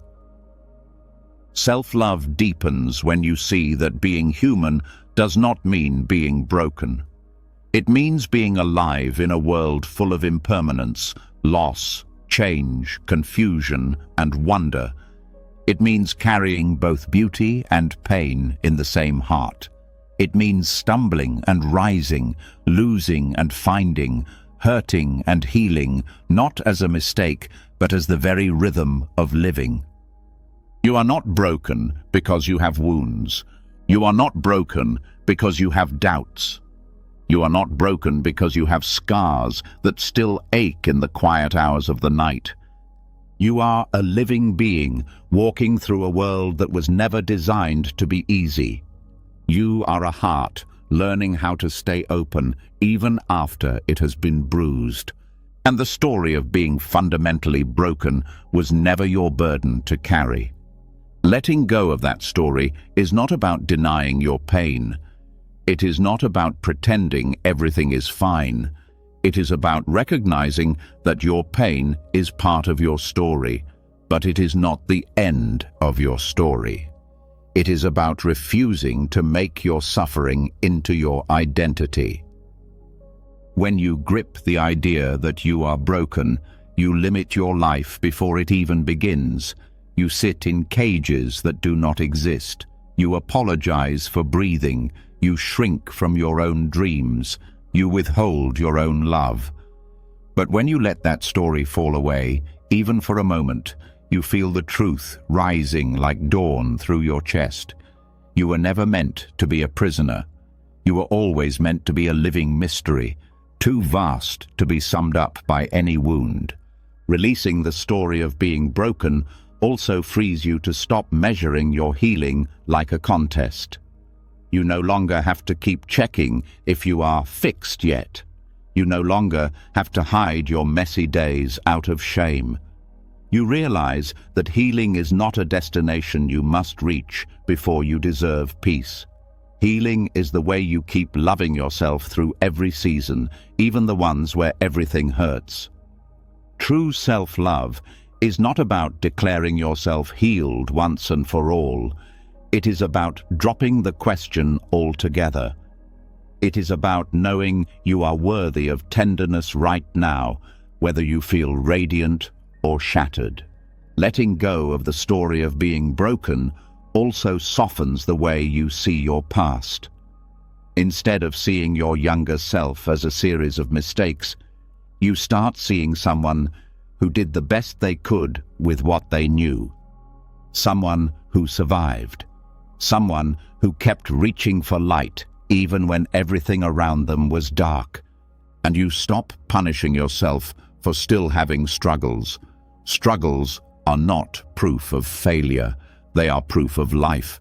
They are proof that your heart is still beating, still trying, still daring to care. When you drop the story of brokenness, you also stop demanding that life be pain-free before you allow yourself to feel joy. You stop postponing your happiness until you are perfect. You start tasting the sweetness available even in the midst of uncertainty, even in the middle of unfinished healing. And you realize that real strength is not pretending you have no wounds. Real strength is carrying your wounds with grace, with humor, with love. Real strength is looking at your scars and saying, I am still here, I am still becoming, and that is enough. Tonight, as you breathe and let yourself settle into rest, feel the old story loosening its grip. Feel it slipping away like a heavy coat you no longer need to wear. Feel the lightness of your real being rising underneath. You are not broken trying to be whole. You are whole, learning how to live with tenderness. You are not ruined trying to be repaired. You are sacred, learning how to unfold. You are not the mistakes you made when you didn't know better. You are not the pain you carried when you were too young to understand it. You are not the shame that was planted in your heart by those who forgot their own light. You are something older, deeper, more resilient than any wound. You are something softer, wider, more mysterious than any mistake. And every breath you take in love instead of fear, every step you take toward your own heart instead of away from it, rewrites the story. You are not broken. You are blooming. You are not defective. You are evolving. You are not lost. You are on a path so ancient, so sacred, it could never be captured in words. Breathe that in tonight. Let it fill the empty spaces shame tried to claim. Let it soak into the cracks where old stories once lived. You are free. You were always free. Not because you have no flaws, no fears, no messy days, but because love was never about earning, because worth was never about winning, because being alive, being conscious, being here was always enough. Let the old story fall away now. Step into the vastness waiting underneath. Meet yourself not as a broken thing to be fixed, but as a living being, sacred and whole, exactly as you are.